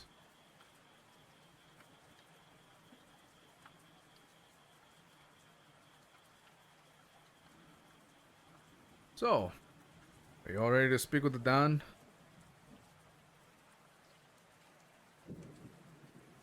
About as ready as we'll ever be, I guess. Good, because he's waiting, and he don't like waiting. Follow me. As we're walking, gonna connect to Vito.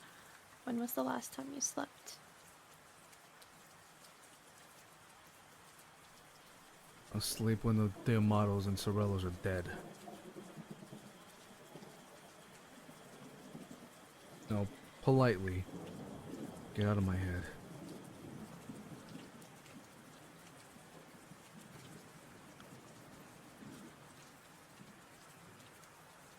Yeah, she'll stop the conversation. I didn't short rest or long rest.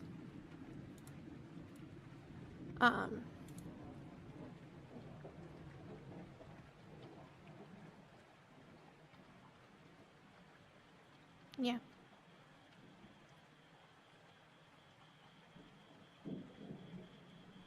You arrive in the room the Don is sitting in. His back is turned to you. He's in his chair. Fire is alight in front of him. And Vito just tells everybody to sit down. And there's moments that pass before he says anything.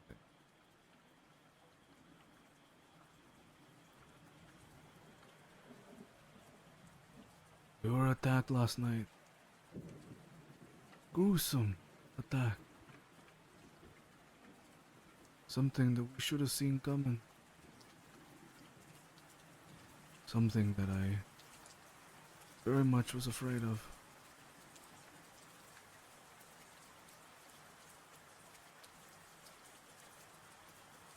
He takes a moment to kind of just gather himself before he turns.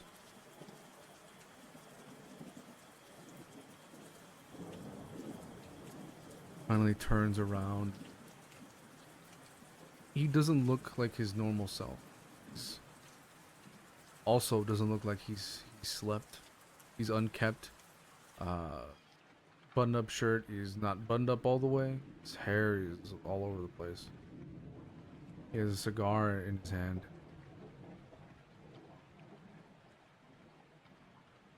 We lost a lot of good family last night. We lost a lot of good men and women and others.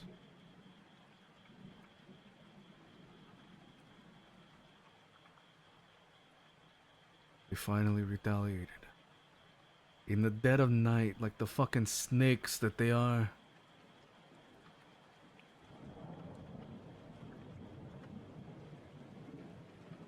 These cazzo.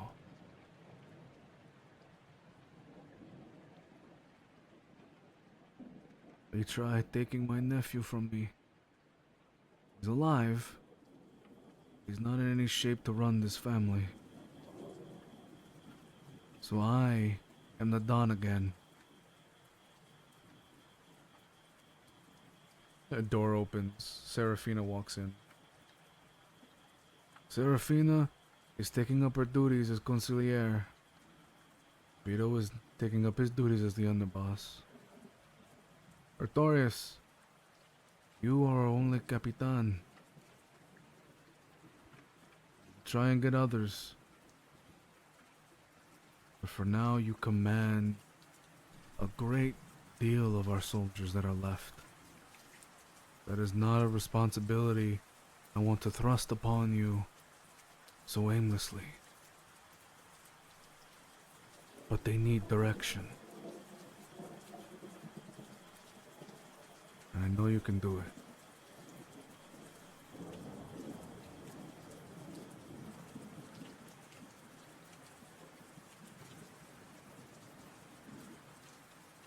I will do my best.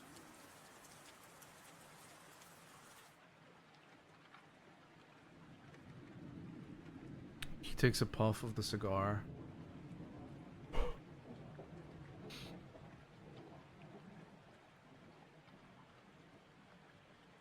Lucrezia almost died last night.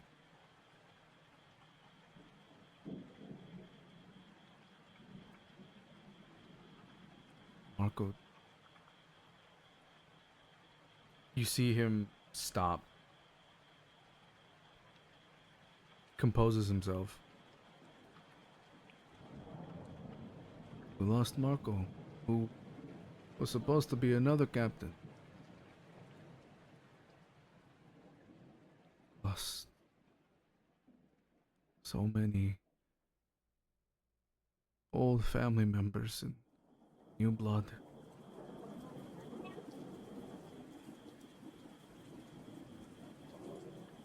Then I received this.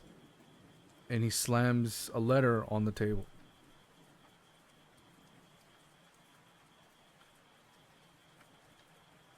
Spezzo di merda. Think that they can send me a letter and say that this is our fault?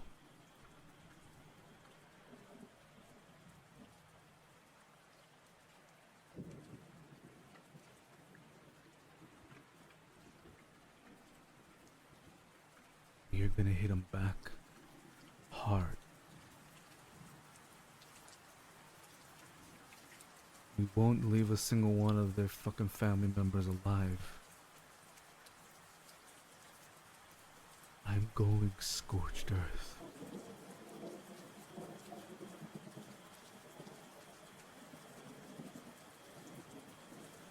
And he tosses the letter towards you guys. Vito grabs it. And he reads it aloud. To, Don Ezio Valdoro. For years, you have mistaken restraint for weakness. You believe your walls protected you. Believe your name protected you. Believe the city protected you. You're wrong. For the audience, the voice is not going to change to who wrote it. You struck first. You spilled blood first. You took a son from his father. You took brothers from their families. You took men, carried our names and expected us to simply endure the loss. Expected the debt to remain unpaid. Last night we delivered the first payment. Nothing more, nothing less. Do not mistake this for vengeance. Vengeance is emotion. This is accounting. A debt exists, and debts must be paid. Marco Valdoro, Donato Valdoro, Rondar Stonegut, your soldiers, your associates, your businesses, your future. The ledger has been opened. The first entry has been written. Know this. The men and women who died last night were not the objective. They were the message. You have spent years teaching Marsember that the Valdoro family is untouchable.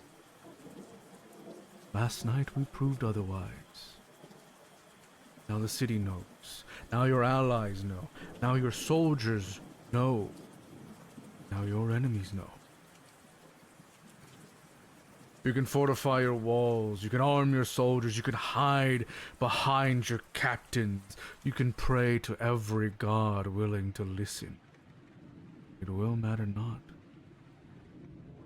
Every debt will be collected, every loss will be repaid, every drop of blood will be balanced.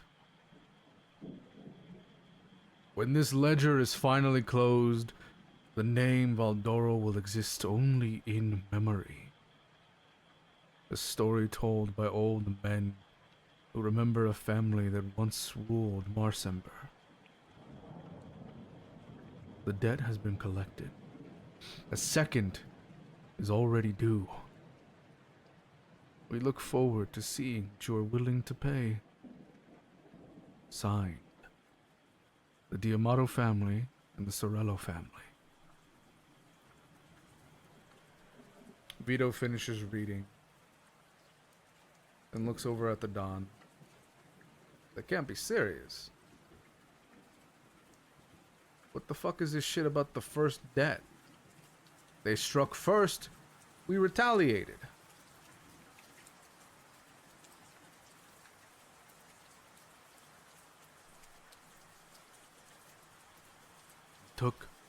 Took the Don's son.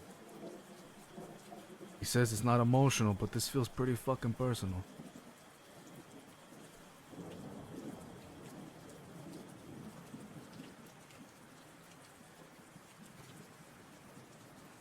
I have a mission for you.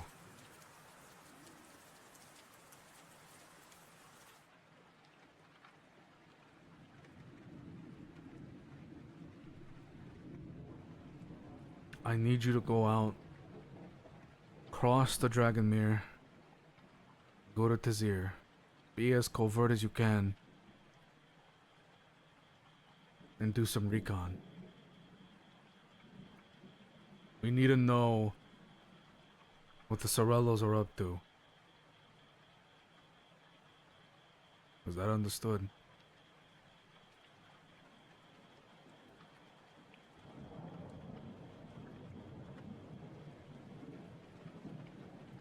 Is he talking to all of us? Mm-hmm.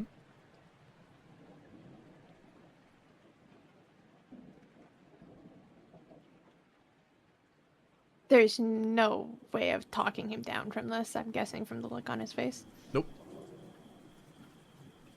I like this version of the Dawn.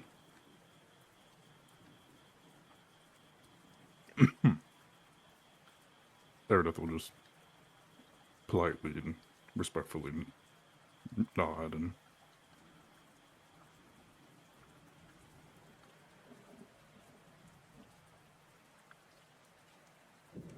What look does Vito have about this?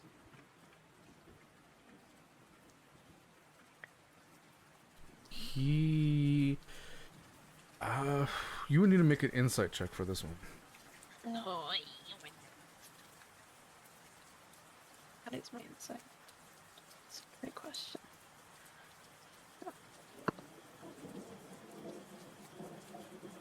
$18?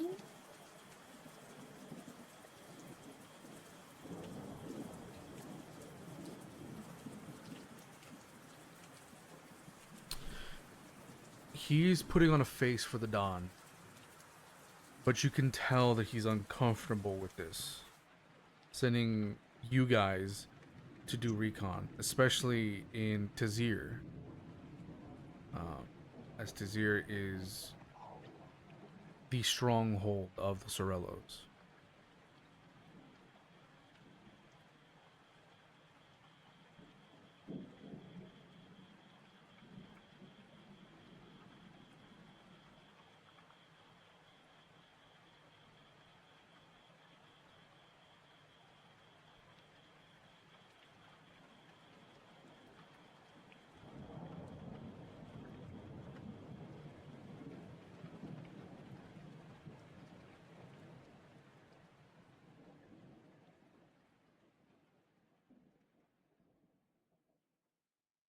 I'm gonna look to Artorias.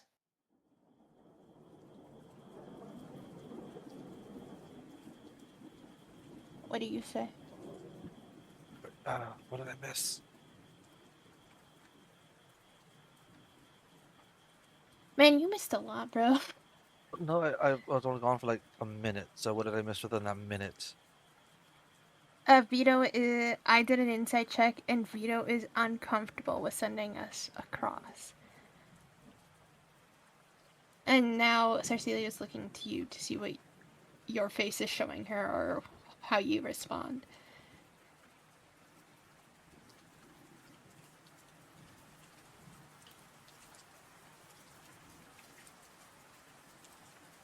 If you're trying to get a judge on Artorias' face, it is just blank right now.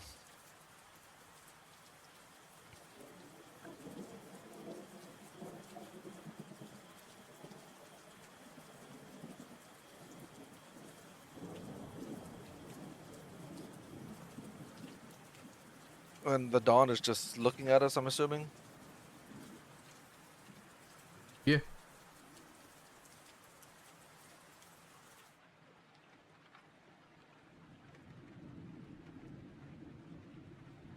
Artorias is just gonna kind of ask them,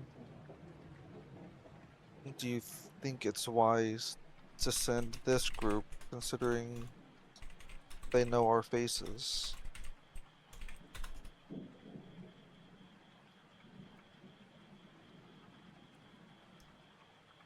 Real quick retcon, Tazir is the stronghold of the Diamatos. Oh, so the You said Tazir. No, yeah, but I said He that said they were, Sorellos. I said it was a Sorello stronghold. Oh. Sorry. Thank you for the fact check. oh, he's like sitting us in. Mm-hmm. Mm-hmm. Yeah, he's sending us to Tazir in their stronghold.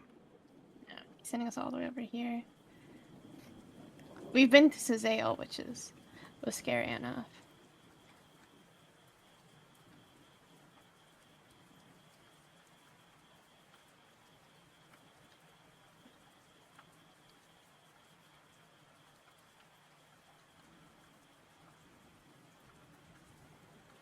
And what did you say? Sorry. What did you say? To the Don? Artorias? If he finds it wise sending this group, considering our faces are known. There's a moment where he looks like he's about to like go off. But he takes a step back, a literal step back, and breathes in.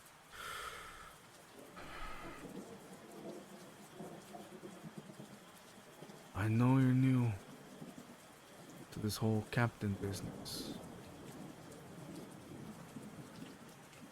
But when I say go somewhere,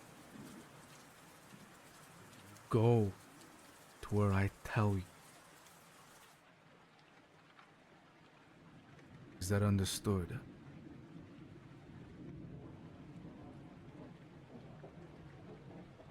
Artorias is just gonna nod.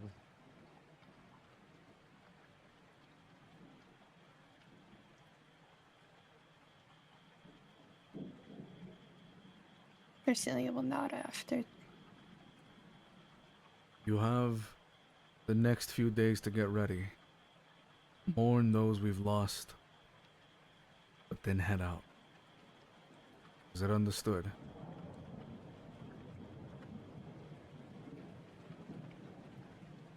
We will do our best to Suicide arm mission. ourselves for this. What was that? Setting the dawn, we will do ourselves to make sure we're properly armed. Good. I don't need any more lost family members. You go, you recon, you report back, get back here alive. Vito, not going with them. I need you here. You're the underboss now, is that understood? Yes, Don. Good.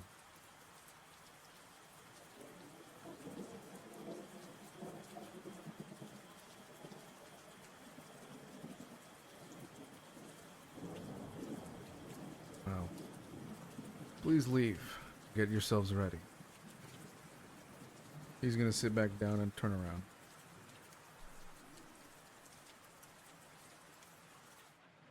Sarsalia will scoop up Sage and head out.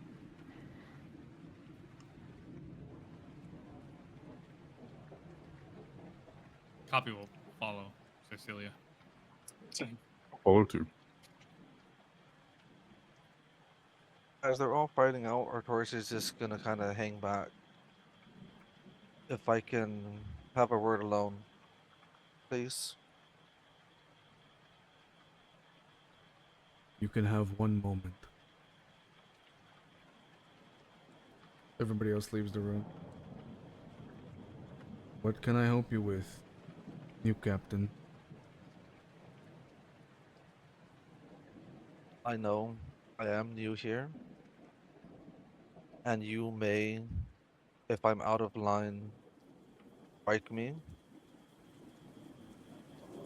I will willingly follow your orders, but I feel there might be a snake within our midst. This attack was too calculated. He doesn't turn because he's still looking at the fireplace. I know. I'm already looking into it.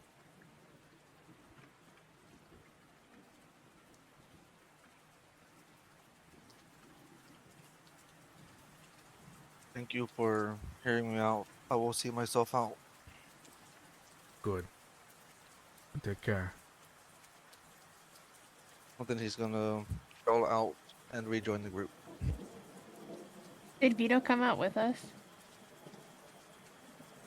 No. Okay.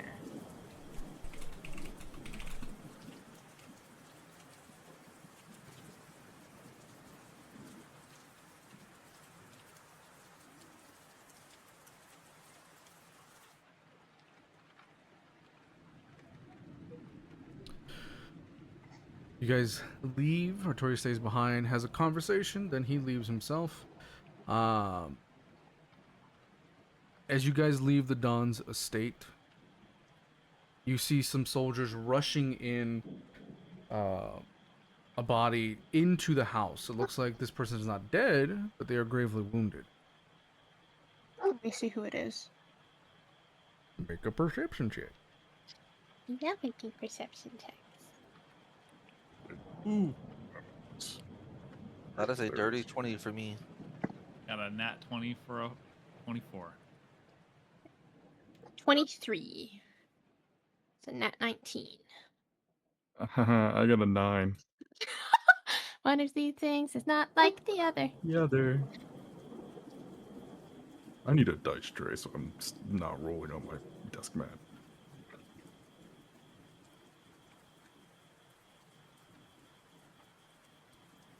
Oh.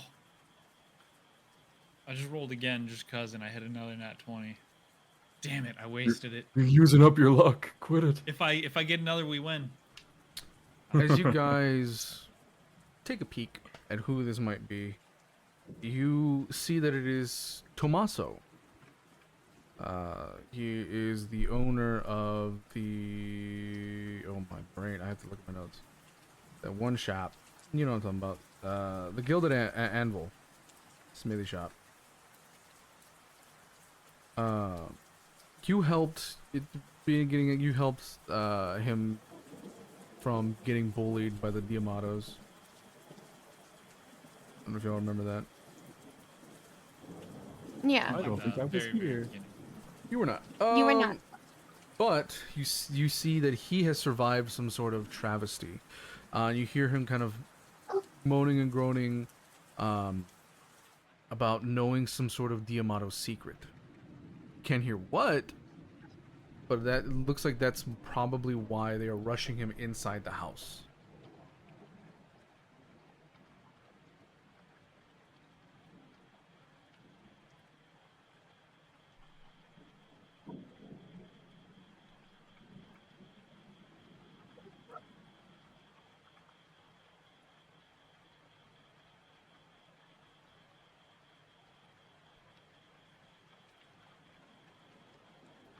But you guys have now officially left the estate, walking back towards the town. Where are you all going?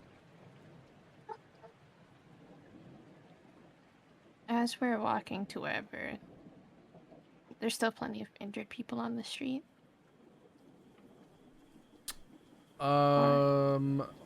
They've mostly been taken care of, or they have died.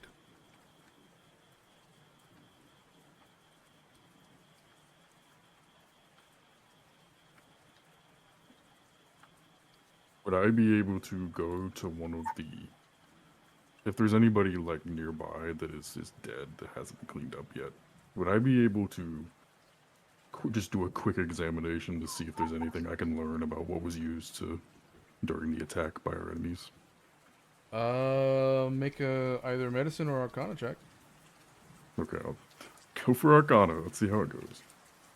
Cawpy will go with Araneth, and while Araneth is doing that, he'll kind of like wrap up a little silver coin in rosaries, like he was shown in Barovia, and he'll place it down with the body. Let's see, I got a 15 for the Arcana check, by the way. My dice are not liking me today.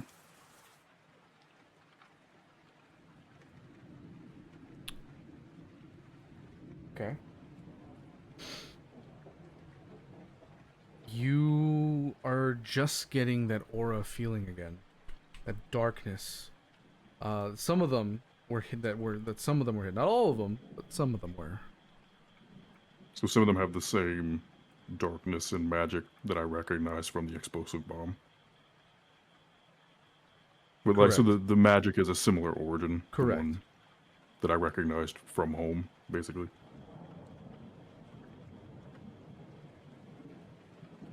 You said I recognized it from my past, from home, or... I'm trying to remember. I think you said that. Yes, it's Okay. it's in Fae of Origin. Is similar to what you've seen through your backstory. Okay, cool. Just wanted to double check. So Araneth will, discover this, and as he recognizes it more and more, he'll just get more and more concerned, not freaked out or something, just preparing himself for what we are about to run into.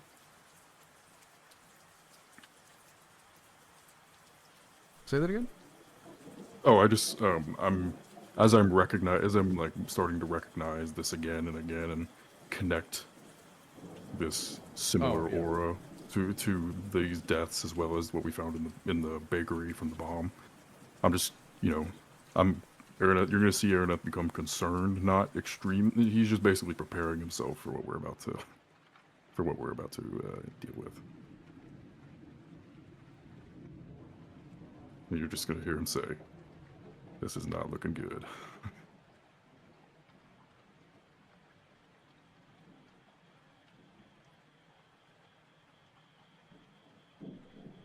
As that is happening,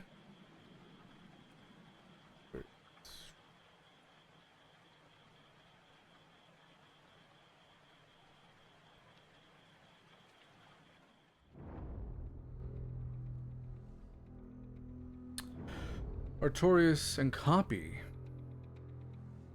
The rain continues to fall. It's soft, steady, and unrelenting. The streets surrounding the villa have changed overnight.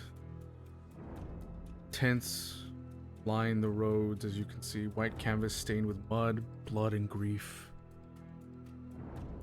Soldiers are moving between them, carrying supplies. Priests are whispering prayers. Physicians work tirelessly. Families are waiting. Some good news, most bad.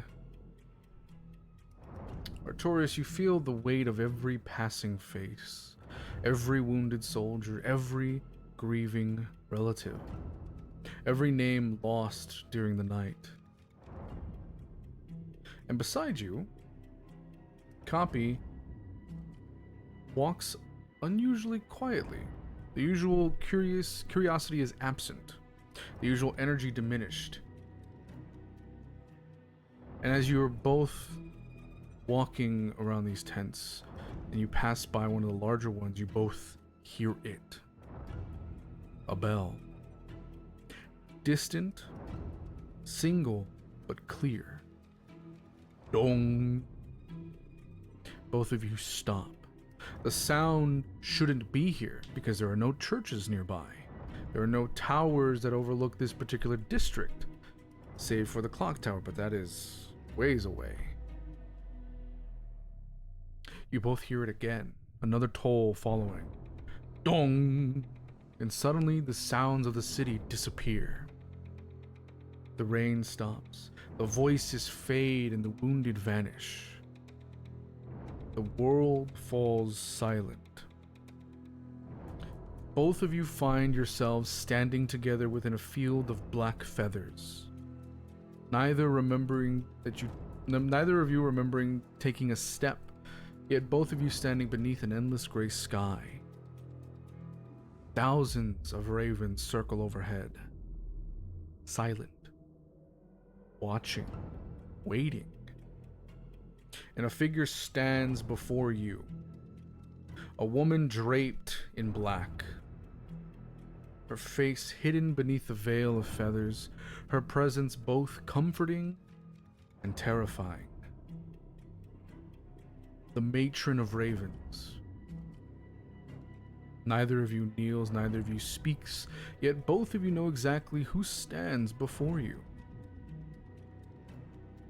The matron's gaze settles first upon Artorias. The river rises. Same words echoing from your vision. Her gaze shifts over to Cawpy, and fate struggles against its banks. For a moment, neither of you understand the meaning. The matron raises one hand. The feathers around them begin to move. They form images, brief, fragmented.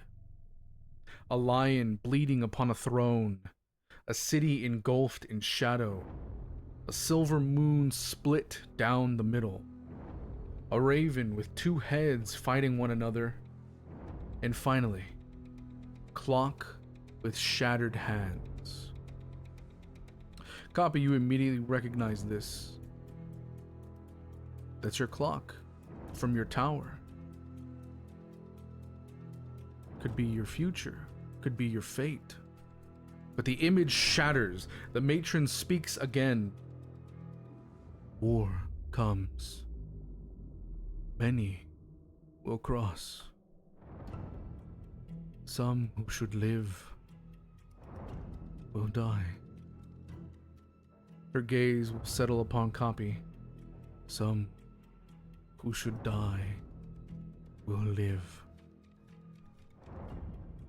For the first time, the matron sounds concerned.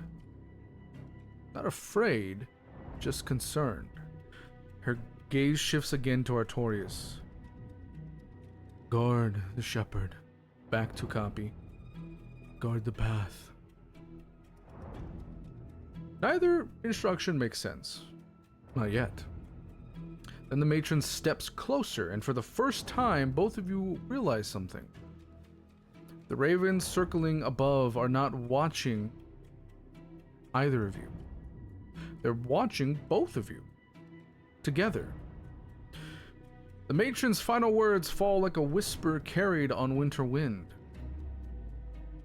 The dead are not all beneath the earth, and the future is not as fixed as it once was. The bell tolls again. Dong! The vision shatters, the rain returns, the city returns, the wounded return. Artorias, you stand in the street. Cawpy, you stand beside him. For a long moment, neither of you speak. Then a single raven lands upon a nearby tent post. It stares directly at you, at the both of you. And before taking flight toward the city,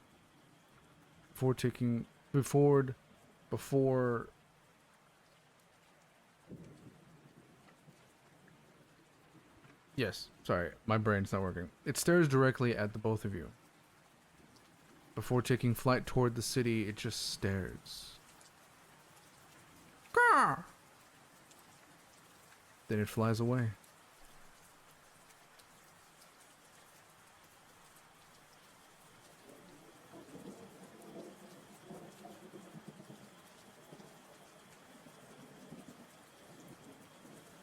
I'm gonna slowly look up at Artorias, and then I'll reach down into my bag and I'll pull out the raven feather that I picked up earlier that night. Just like hold it up in my hand with my hand spread open. Okay.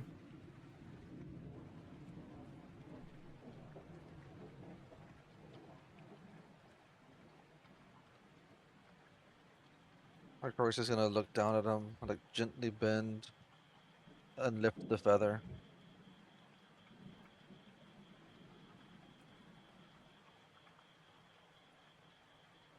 And then just kind of curiously ask, what is this for, Cawpy?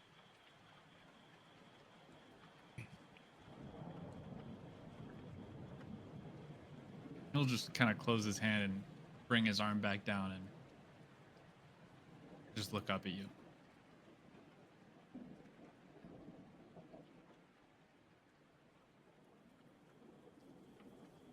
Artorias is gonna give him a little nod, and he's gonna put the feather into his bag of holding.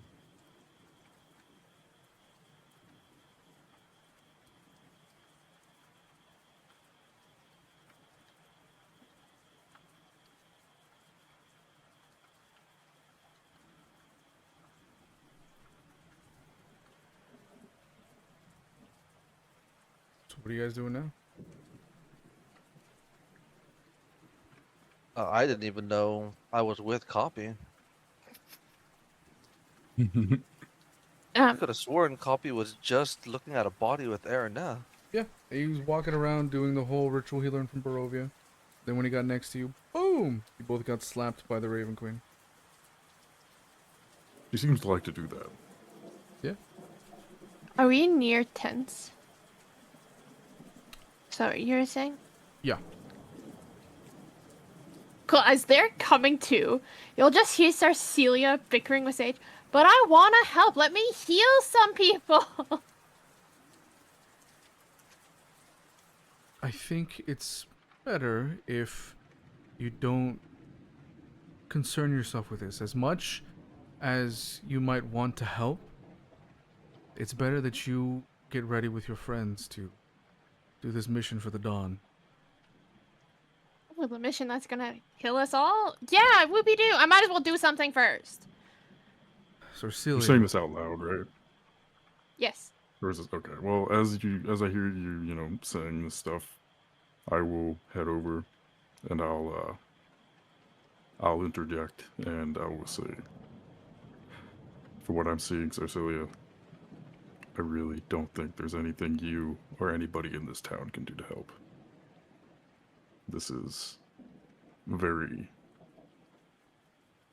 dark. This is not usual affliction. I'm not usual. You're also not quite experienced with what we're seeing here. Of course you could try, but I don't think you're gonna like the results.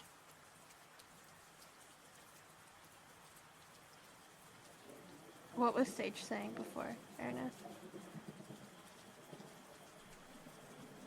It's... You won't be able to help them. Just focus on the journey ahead.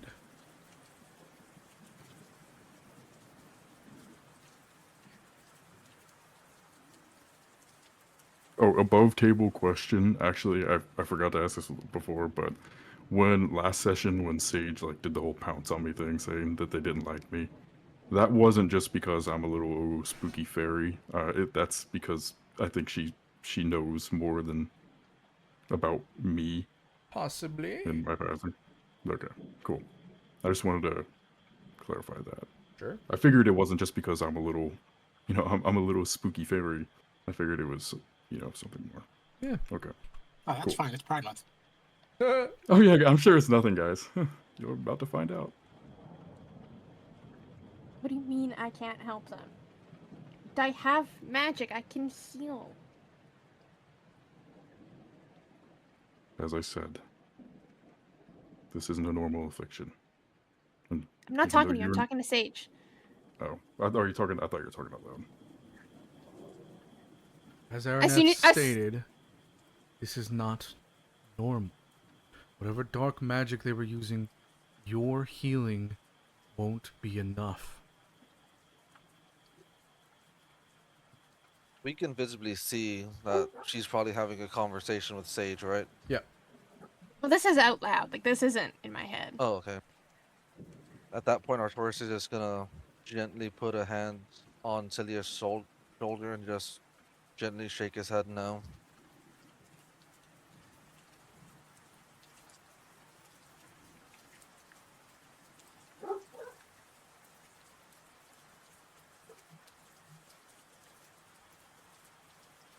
It's been a long day. Perhaps we should take some time to rest and warm before getting back to preparing for our journey. Araneth is right on that. And I have something I need to share whenever everyone does get back to the tavern. Has it been a Kudos. lot? Isn't it only like 10 a.m.? Yeah, it's only been a couple hours.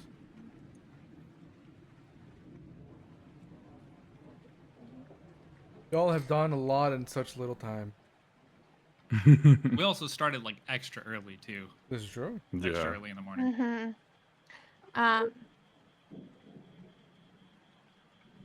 But I'm gonna DM you a little bit more. But so Silia will move their conversation to their heads, not realizing that she was having the conversation out loud until Araneth joined.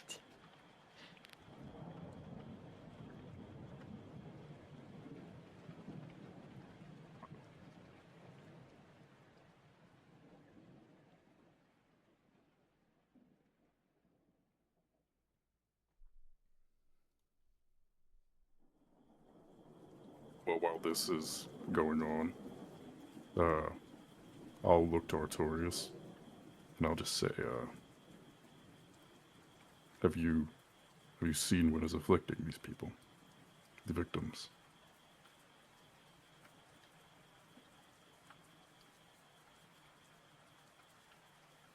I do not know what it is.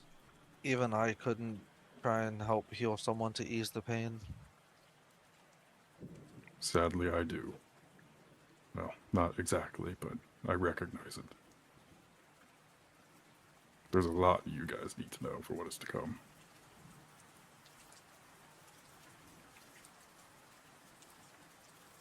I'm gonna kind of look down at Cawpy. I think me and Cawpy have something we need to share with the entire party as well when we get back. Well,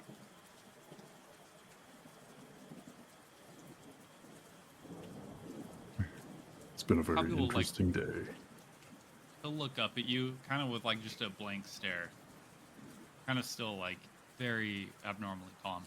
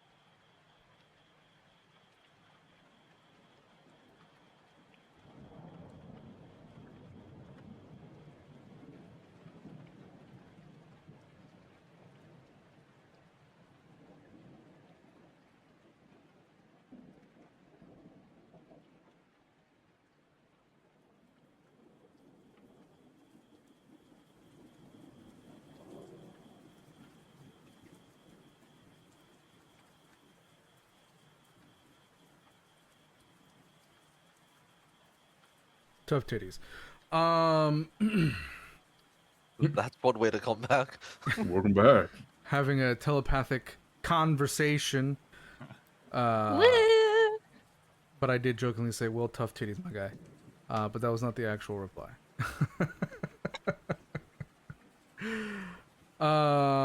You guys notice that Silia and Sage are now having a telepathic conversation, as they're both like making the faces of people that are kind of arguing with one another.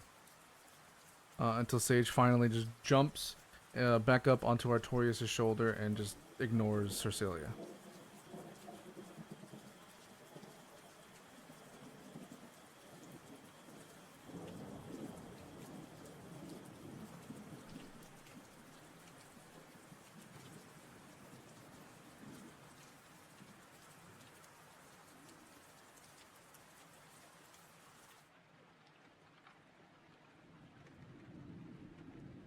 Artorias is just gonna look up at Sage.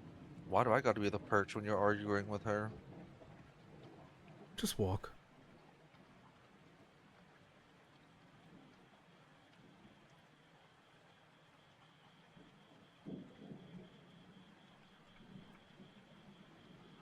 Artorias is just gonna look at the party.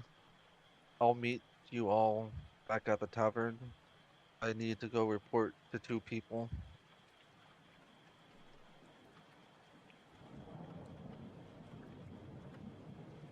Who?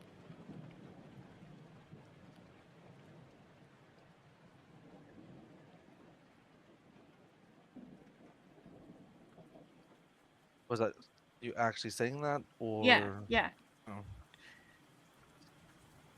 I told 2 people after I spoke with the Dawn I'd return to speak with them as well.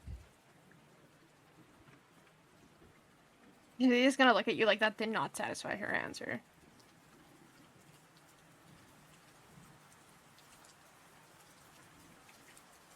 Artorias is just gonna give her that look that's like, just trust me. I won't talk to you more when we get back. I just need to go report to these 2 people.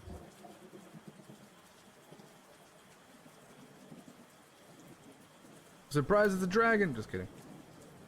As Really? you like Did I have that? say that, and you're walking away, Cawpy will like kind of pull out his dagger and start like poking his leather, his armor basically, and like kind of looking at it, and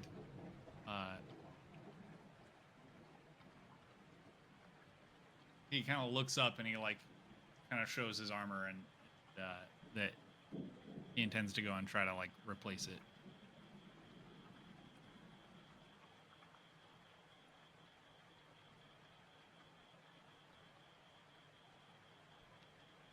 Is Sage still with Artorias? Yeah. This bitch. Who's gonna go So with the Cawpy wants to child to replace his buy armor.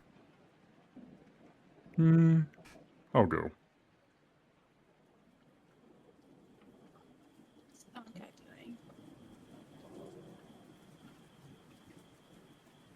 What?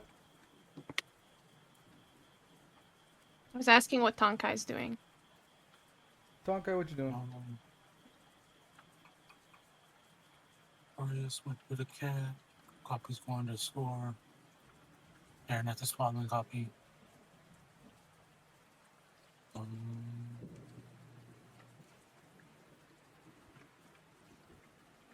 I'd probably go with Cawpy.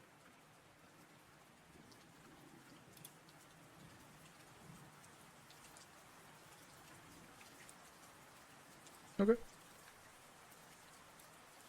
So, Silia, where are you going?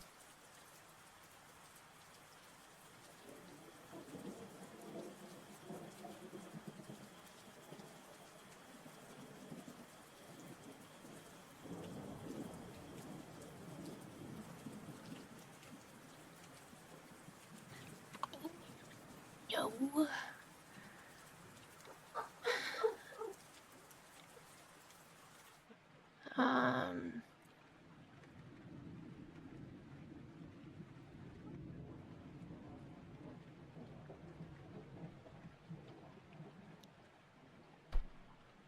Mm-hmm. Decisions.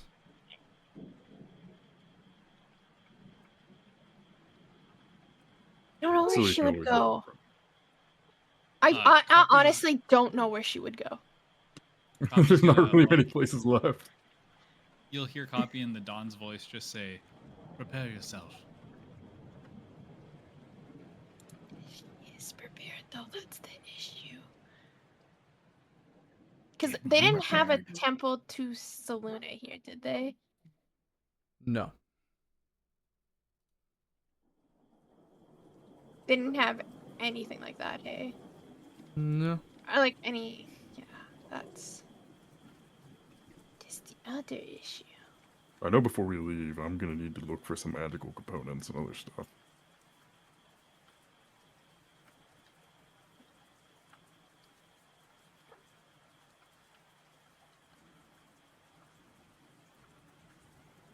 You have no clue, bro. What if she just Come with stays us. right there in the middle of the street? How about not? That is a very Sarcelia thing to do.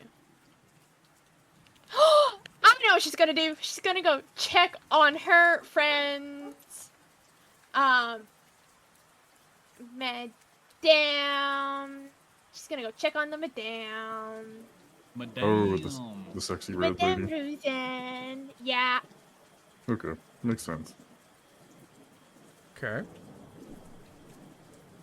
It's like, what is she gonna do? Like, she's mad at both of her parties right now, and she does not want to be with either of them.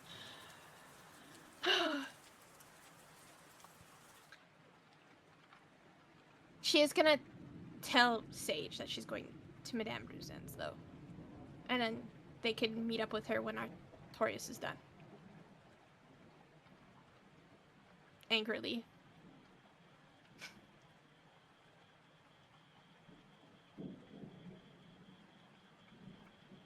Sage just.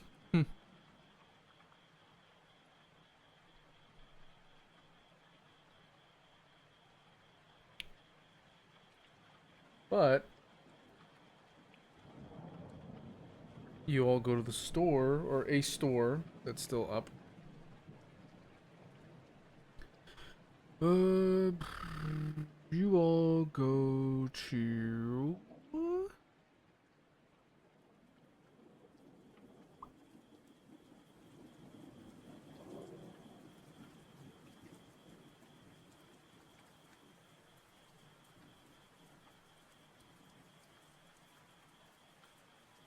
You see a huge tent where a general goods store used to be.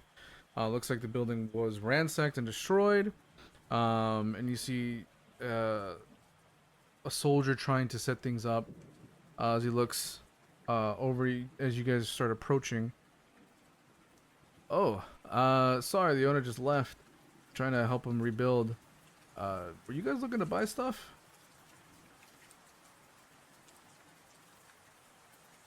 Cawpy will walk up and like kind of just nod, and then he'll like jiggle a little change purse.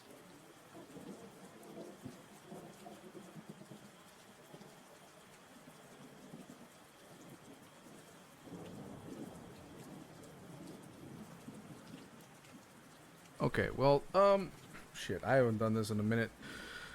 Sure, what are you looking to, buy? I can see what we have, or what he has left, and then we can go from there. He'll like gesture down to his body and kind of like lift his robe up again, and or his cloak, and kind of like pull on the collar of his leather, and kind of like let go of it, and then kind of like signal his like punching his fist into his other hand, you know, like impact, and just making it stronger, or getting a stronger one. Ah, I see. Yeah, no, that's not gonna do. That's not gonna do. We gotta get you something tougher, kid. Let me see. Shit, are we gonna have anything in your sides? You see him kind of looking through some boxes that has some armor in it. Shit. Hold on, kid. All right. He kind of looks back, kind of trying to size you up. Like,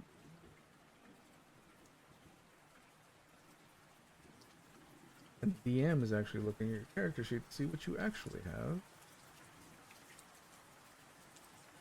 I just have leather. Like straight Just up. Straight regular up leather. You're hold up. You're level Yeah. what now? You have basic leather. My guy. Yeah. Yeah. I was like, maybe I should get some studded leather or something. Probably Some whatever they rivets got. in this thing.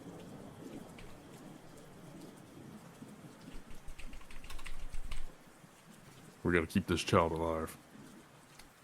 I have a few studded leather if you're looking to upgrade. He puts regular studded leather kind of in front of you. We got that. It's regular studded leather. It'll protect you a little better than what you're wearing, although what you're wearing is kind of filled with holes. We got this, and he puts another studded leather piece of armor. And he's like, where the fuck is the tag for this? He's like, okay, description, if it has this gemstone. Okay. So this is the studded leather of fire resistance. He keeps looking. And we have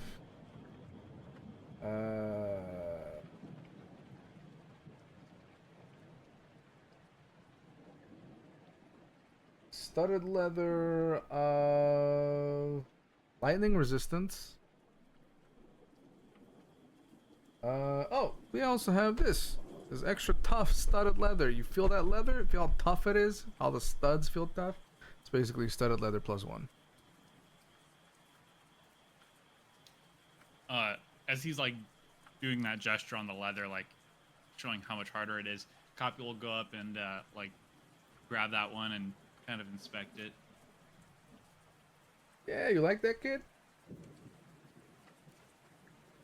And he'll just kind of give a nod. Cool, cool. Let me see the price. That'll be. Ooh, crikey. That's a lot. You know what? I'll do you a solid, cause I know he's biting because his store just got destroyed. He probably threw the fucking prices up in the air. It says here it's 800 gold, but I'll pay some of it for you. How about we do 500?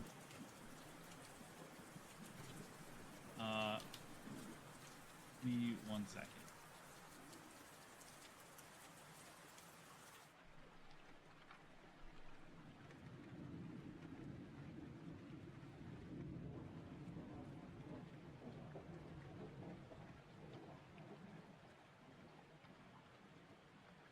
He'll continue looking at it, and he'll like kind of look up in the air, and then he'll eventually nod his head and agree. And I'll pull out 500 gold for him. Hey, perfect. All right. And he gets the gold, puts it in a little chest, and locks it back up. Well, there you go. Do you all need anything else? I can see what else we have here.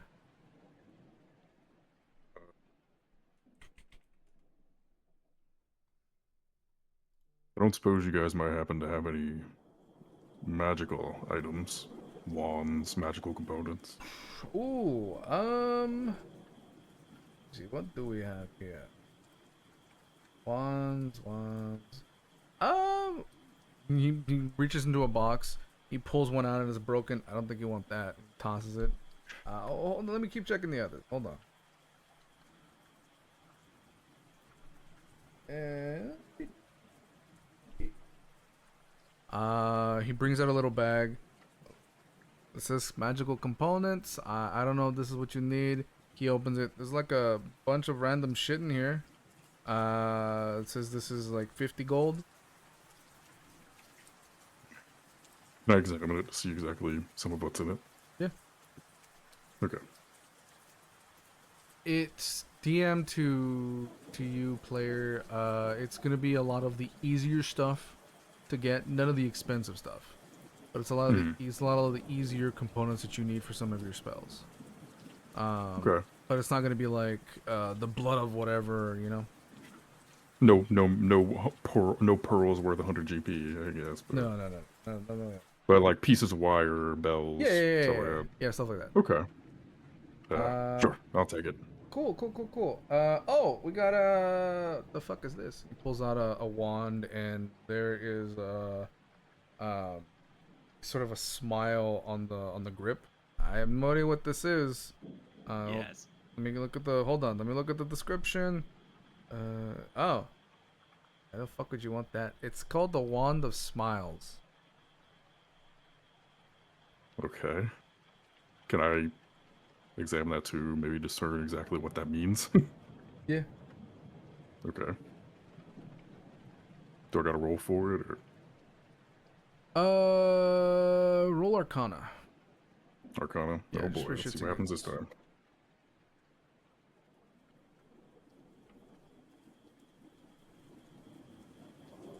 There we go. Finally got to roll. Okay, 9 for a 20. Okay. You. This wand has 3 charges. While holding it, you can use an action to expend one of its charges and target a humanoid you can see within 30 feet of you.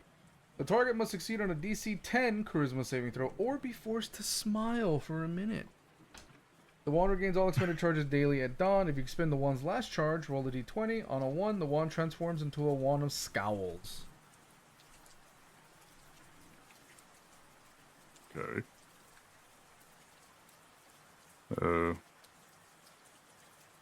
I'll just ask how much it is, just to see if it's worth. throwing some gold at. Looks like they're just trying to get rid of it. It's like 10 gold. 10? Screw it, why not? Alright, here you go. Got that. Okay, so bag of components and a little wand. Nice.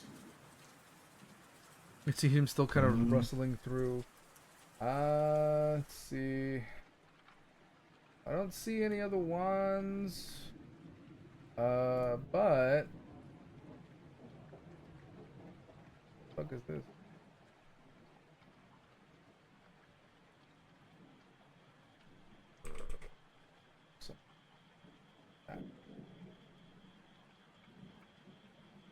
I see him pull out this hat. What the fuck? It's a cone-shaped hat, kind of with moons and stars on it. Oh. It's a hat. He's gonna look kind of. He's rifling through some papers. This is a hat of wizardry. I don't know if you're a fucking wizard, but hey, you know, it could be worth it. Okay, cool. Let me take a look at it.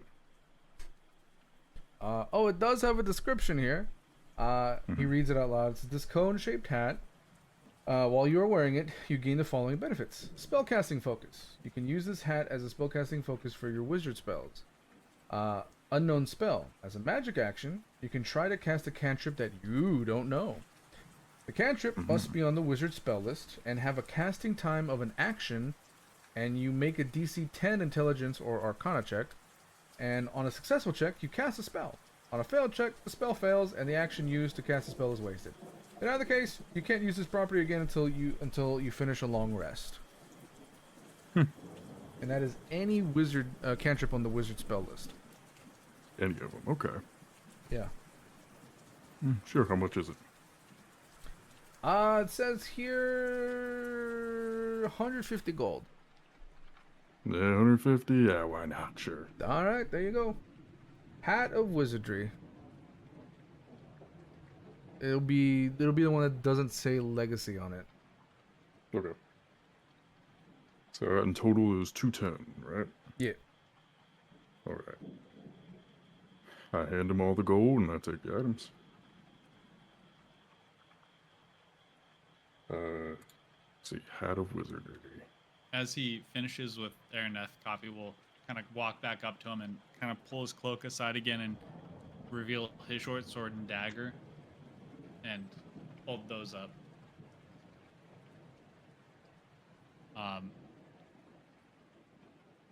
But he'll put the dagger back and he'll kind of just hold the short sword out and try to make like a curved gesture around the blade. Oh, you're looking for a replacement for that? Something curved? Do you want like a scimitar? He'll kind of give like a confused look, but be interested. You see him kind of like go further back into the tent. He comes out and puts a couple of scimitars on the table. And talking about these? He'll nod his head. Cool. We have a regular scimitar here. We have something. He takes one out of its sheath. Oh shit. This is a moon touch scimitar. Puts it back in the sheath. We have a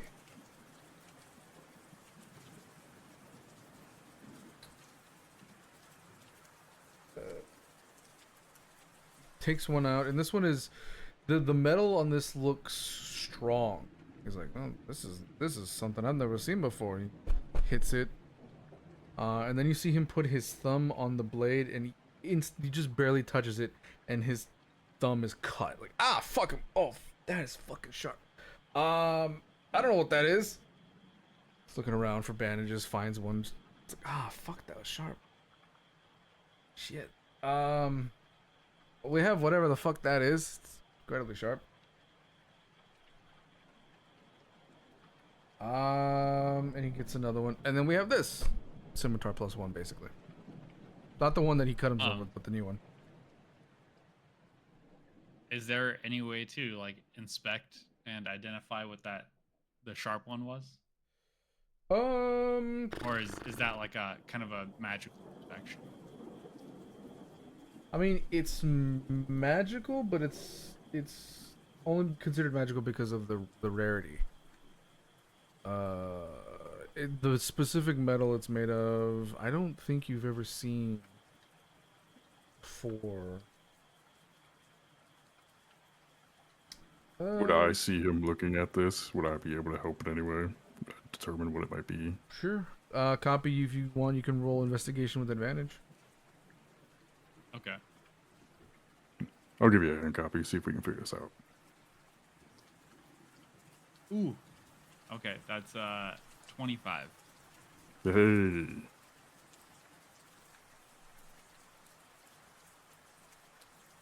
You have seen a weapon like this before. But only once before, because the metal is incredibly rare. It's an adamantine scimitar.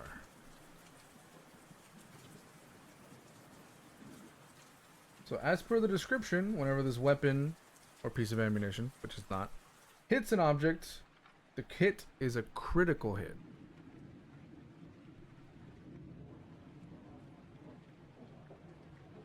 Okay, so it's particularly good at breaking things. Yes. Hmm.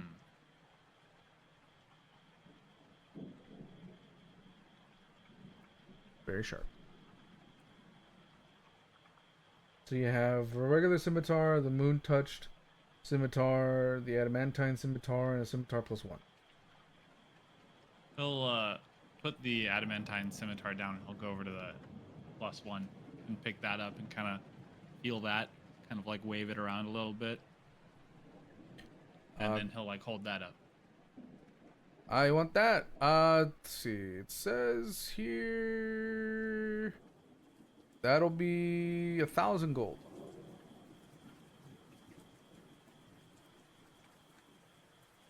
He'll pull out 1,000 gold and hand it to him. Damn, this kid's rich. All right, sure. You know what? Me to you, discount. He gives you 200 back. There you go, kid. Go cause some chaos for the family. He'll do like a little like fist pump and then put it like under his cloak and then kind of just like throw his arms out to the side and go running out of the shop. Sure.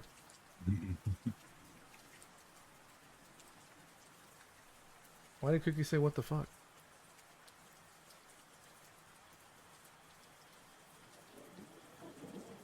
peddling arms to a child. Oh, probably. Oh, before we leave, could I ask the It's guy either for one more it's item? either that or it's because he's getting so many discounts. Everyone loves Cawpy. Yeah, cute kid.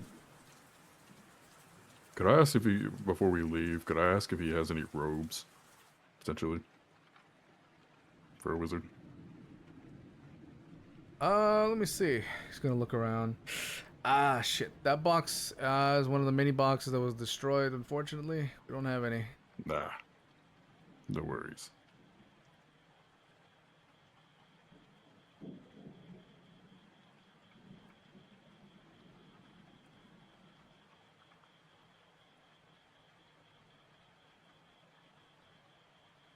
Well, I don't really think I have anything left. Also, that bag of components, is that a thing I can add to my inventory, or do I have to add the specific individual items? No, it should be there. I don't remember what it's called off the top of my head. But yeah, you should be able to Okay. find like a... Components? Sort I of saw component pouch, but Yeah, that's probably what it would be. it doesn't say it has the components in it. It just said it holds components. So I don't know then. okay, yeah, we'll figure it out later. But, Tonkai, did you want to buy anything? No, I think I'm okay with supplies here. Okay.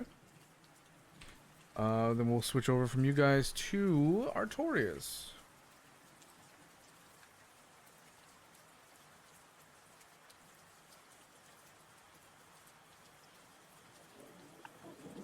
What you doing, Artorias? Heading back to the tents by the Don's place to go back and talk to Lucretia. Okay. You head back to the tents, and you see that she is still there. She is calmly resting. Like she's asleep or she's just like relaxed. She's relaxed.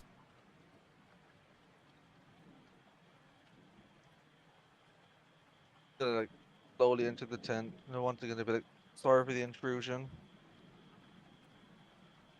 Oh, you're back. No, no worries. So, how can I help you? I did say I would come back after speaking with the Don. And how did that go?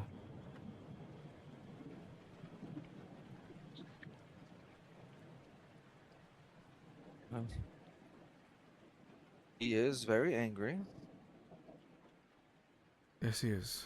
and we are, me and my party are being sent out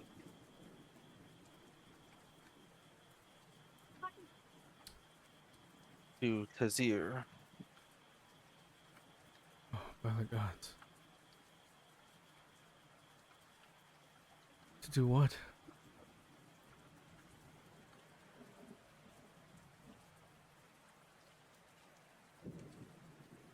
We are to go and try and be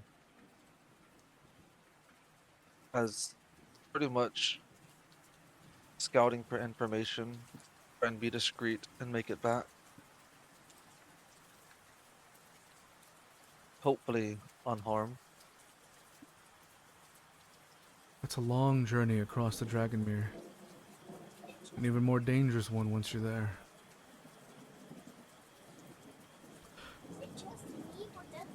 Do you have accommodations already for a ship? I don't know, baby.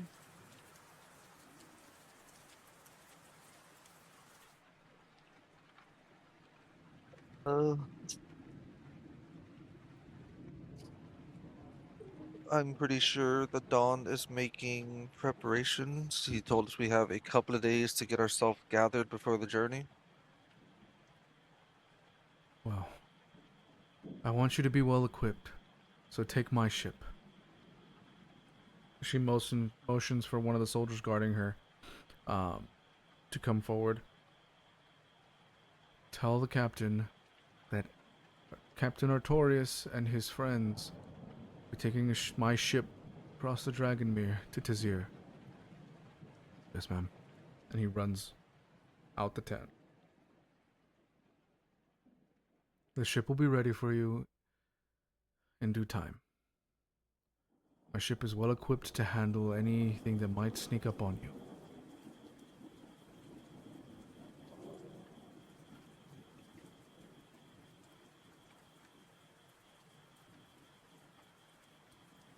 Are you sure about this? This is your ship, and this is practically only the second time we've spoken, other than meeting for the first time at the ceremony. I'm positive.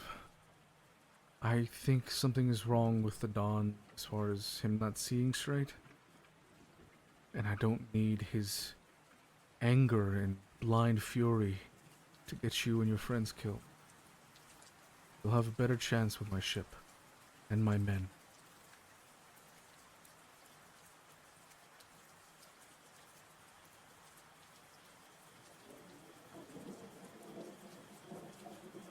He's gonna give her just like a light little bow. Thank you. I just came in to report back after talking to Dawn. I wasn't expecting this much.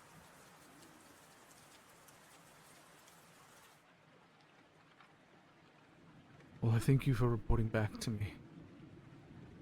Now get prepped and stay alive.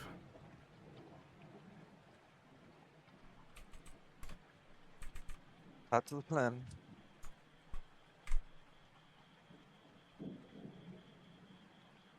You see her kind of just... She doesn't say goodbye, she just falls asleep. The nurse walks up to you. Apologies. It looks like the medication has taken hold. She will be out for a few hours. Alright, thank you. Go ahead and just thank her again for me when she wakes. Of course.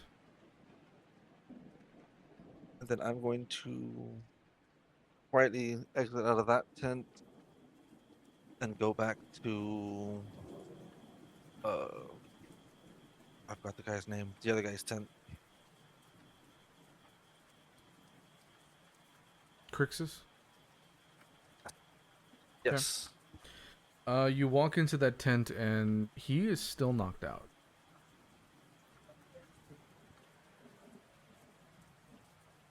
Do I still see the cleric there? Yep. Excuse me. Do you know if he's still gonna be out for a while? Yes. He'll be out for several hours. They needed to get him calm, but I think they might have overdone it. So he's fast asleep. That's more than okay. If it's not an issue when he does wake, if you can have someone go and fetch me so I may speak with him. Of course. Thank you. And he's gonna give her a little polite nod She'll bow. and walk out.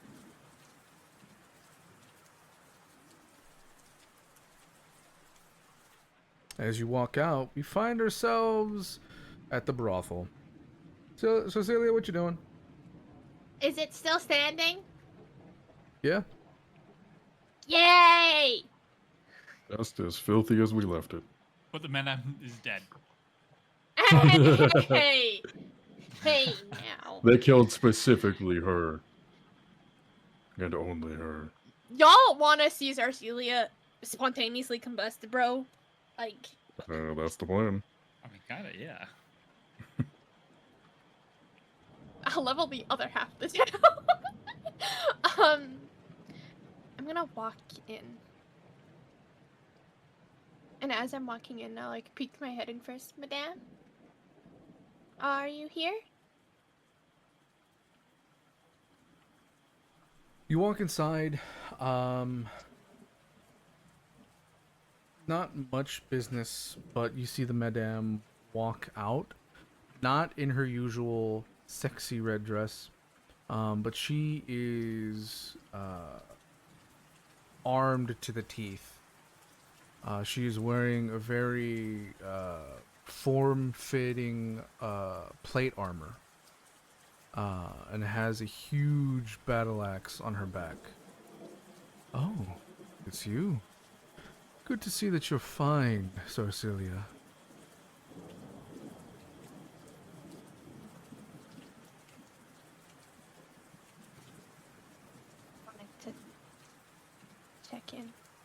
Speak up, child. I just wanted to check in. Make sure you're okay. Madame. Oh, I'm fine. So are my, well, my girls, guys, and they're all doing great. You should relax. I know we've been through an ordeal, but the family always survives.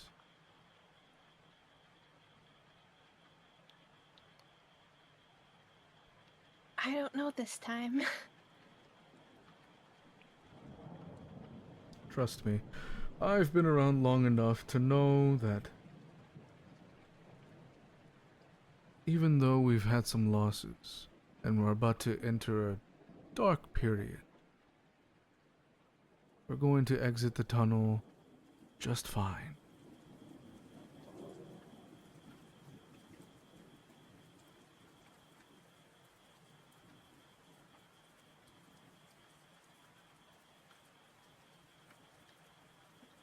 I didn't know you knew how to fight. Just gonna look at the battle axe. Oh, I'm always prepared. Just in That case you they are. came inside and tried to, take advantage.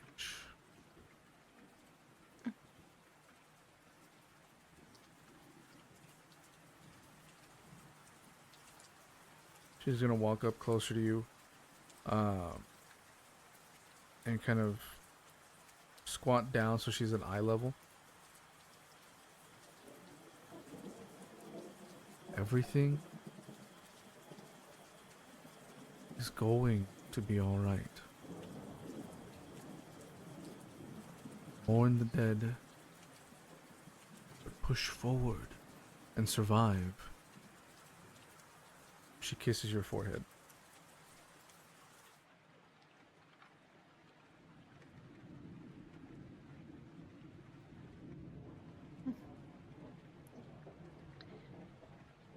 You're right.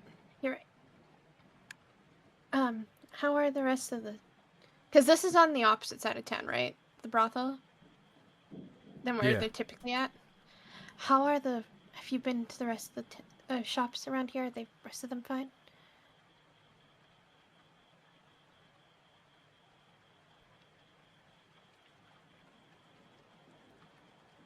The other shops are, well, some of them are in good condition, some of them have seen better days.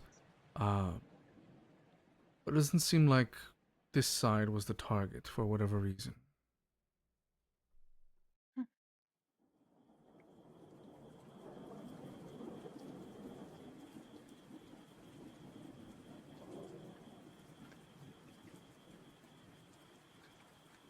Less family ran stores over here, I'm guessing. Here and there. Mostly the shops that were hit were the family owned, but otherwise, shops that weren't, well, weren't. And my association with the family isn't known.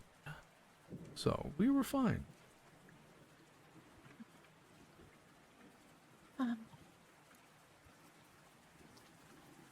What about Madame Celestina's store, the dress shop? Is she okay? Her association with us is well known.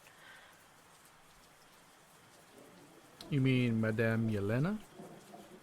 I thought it was Celestina. I have Celestina written down. Celestina is the owner of the Velvet Curtain, which is where you're at. Madame Yelena. I thought this. No, Madame Yelena Ruzine is the owner of the Silk Exchange. I have them written backwards in my notes. I'm just gonna fix that.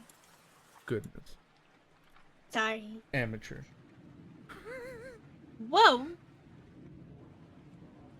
It's Miley's fault, Rude. apparently.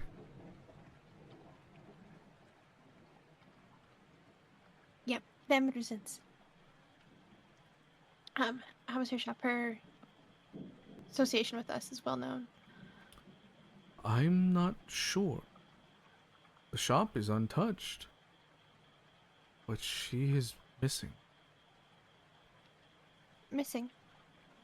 No one's seen her since yesterday.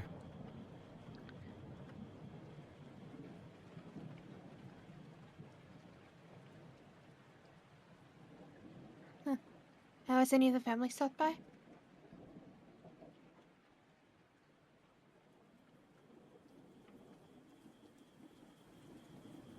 Say that again? Sorry, I was just asking if any of the family stopped by. I was half coughing, so. They've investigated, but as you know, there are bodies that need to be buried. So their attention has been on that instead of the missing. Gonna go look then. I wouldn't bother. Madam!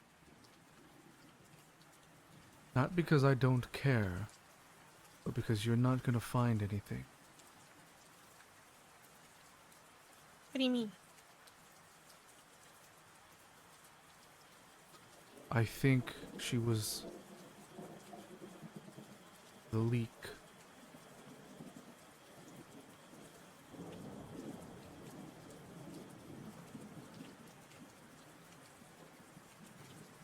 Can I roll insight to see how serious she is about this? Sure.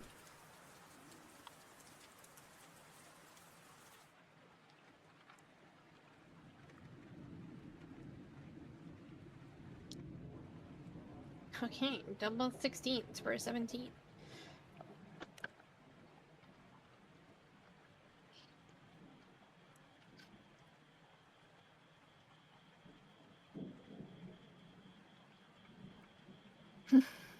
She's very serious.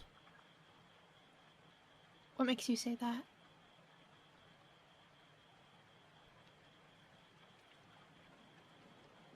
The last few months, she's been very to herself. Mysterious folk walking in and out of her silk exchange. And yesterday, before closing, she left early. As if she knew what was going to happen. She didn't even attend the festival when that happened. You get a glimpse of any of the faces walking into her shop? No, unfortunately.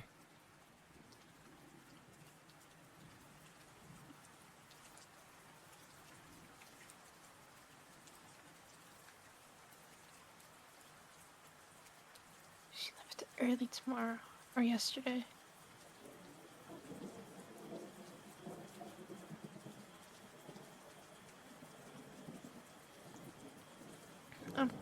Thank you.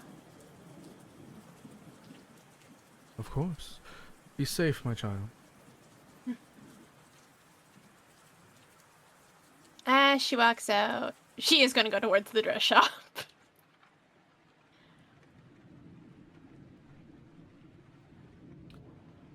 You walk towards the silk exchange. Lightning casts behind it.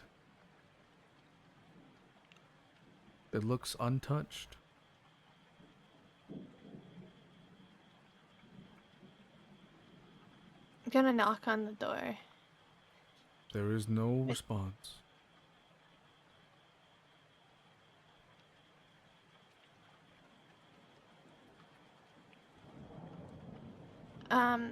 Would Sarcelia know how to check for traps? Knowing to be cautious? She can be cautious, but she's not good at it. Yeah, can she be cautious? Uh, What? She was just told. I'll say roll sleight of hand with disadvantage. Oh, great.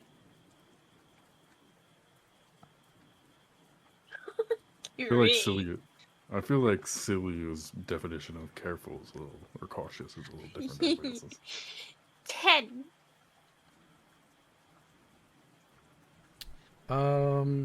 You look at the door, look at the door frame. I don't see anything out of place. You walk inside. Nothing happens. Your team falls from the ceiling. You walk inside. Back in Barovia. Nothing happens. Back in Barovia. I would freak the fuck out.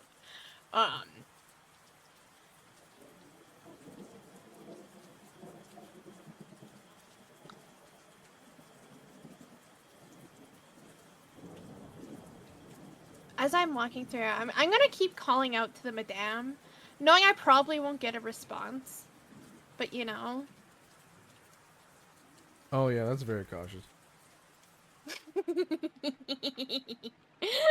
Hey, I've never had to do this. Silia don't know it overly well. Would she have had to do something like this, Ribbon? No. Okay, and you know. I'm gonna be cautious, Madame. Madame.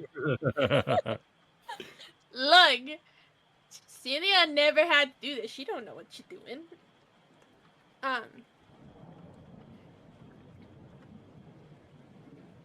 As I'm looking around, does anything look out of place?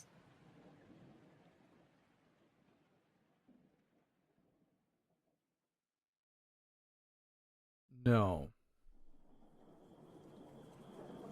I don't like how hesitant you were.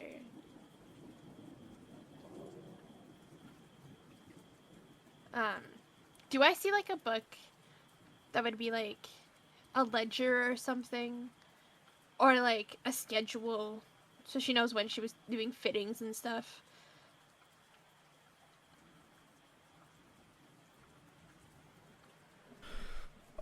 Make a perception or investigation check.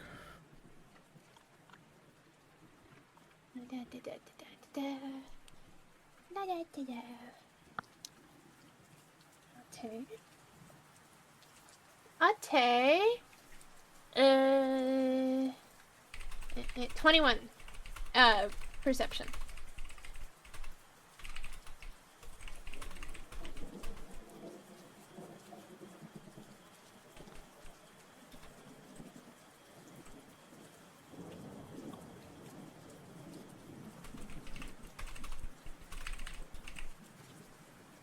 You look around, not seeing anything obviously in the front, go to the back in the office, and you see a box.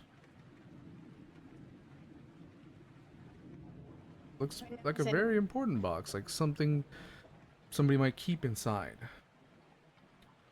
And as you go to walk towards the box, bam, get hit across the back of the neck.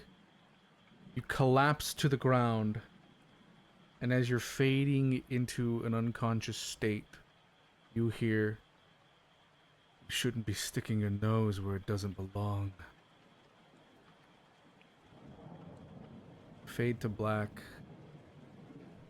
That's where we end the session. God damn it. Did not see this coming. Like, it was spoon fed to me. I had to. Yeah. Nice. So much for finding out. Okay, whatever. Just as a question, when I'm fading there, would I have had time to like connect to Sage and go like help weekly? No, hell no. Okay, it was just asking. I mean, we still have that thing. We can bring her to us, can't we? If I'm Eventually. within range, isn't it? That's true, yeah, if you're within range. Okay. You could also just keep zapping her. until she We responds.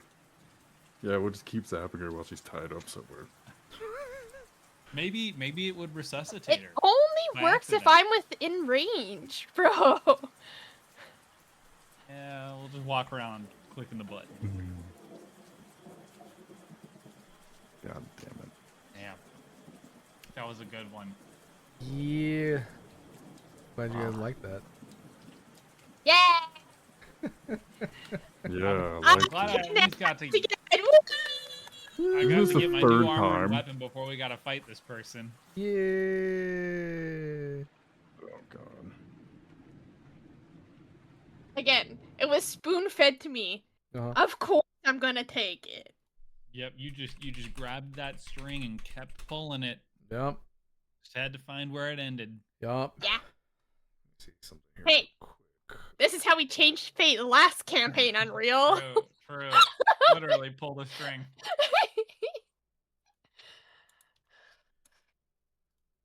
knows? Maybe she'll realize how much trouble she's in, and she'll get another stress point. Maybe she'll transform, and it'll be fine. We don't Yeah. know. What mess Or did it'll be a Silia get tactical herself nuke. into now? He's kidnapped again. I went to investigate a potential traitor, and yeah, I got kidnapped again. Okay. Common theme. Isn't this the third time? Only the second. second I've been kidnapped. Uh-huh. I was potentially kidnapped one time, but y'all came to save me before then. So it's been 3. Yeah, that's bullshit. It's been 3. Yeah, it's been 2 now. That's not even counting previous campaigns. Hey, Well, Aoife was never kidnapped. I hope you walked off guys and got enjoyed this session and this cliffhanger because our next session isn't until the 25th. Oh, man. Oh, yeah. I have a Hey! lot of stuff to like listen back to and decrypt anyway. That's a weird way to pronounce the 12th. Oh, guys, you're gonna have to wait 2 weeks to find out about Araneth. Damn it. Oh, we're getting Good so job, much. Silia. too. Oh, I love me some cliffhangers. Don't you guys love cliffhangers? Nope. What do you Well, mean, hopefully no? by then I'll be in our new house in a studio. So Hell yeah, dude. Nice. Wee! I'm so fucked. Wee! All right, I'm gonna head out. You guys have a good one. All right. Same Good here. luck. GG's gamers. Bye. GG's, everybody. All right, stream. That you all had a wonderful time. I hope you guys enjoyed yourself. I will be back tomorrow for more Resident Evil 7. So I will see you all then. Exciting. All right, guys. Bye-bye.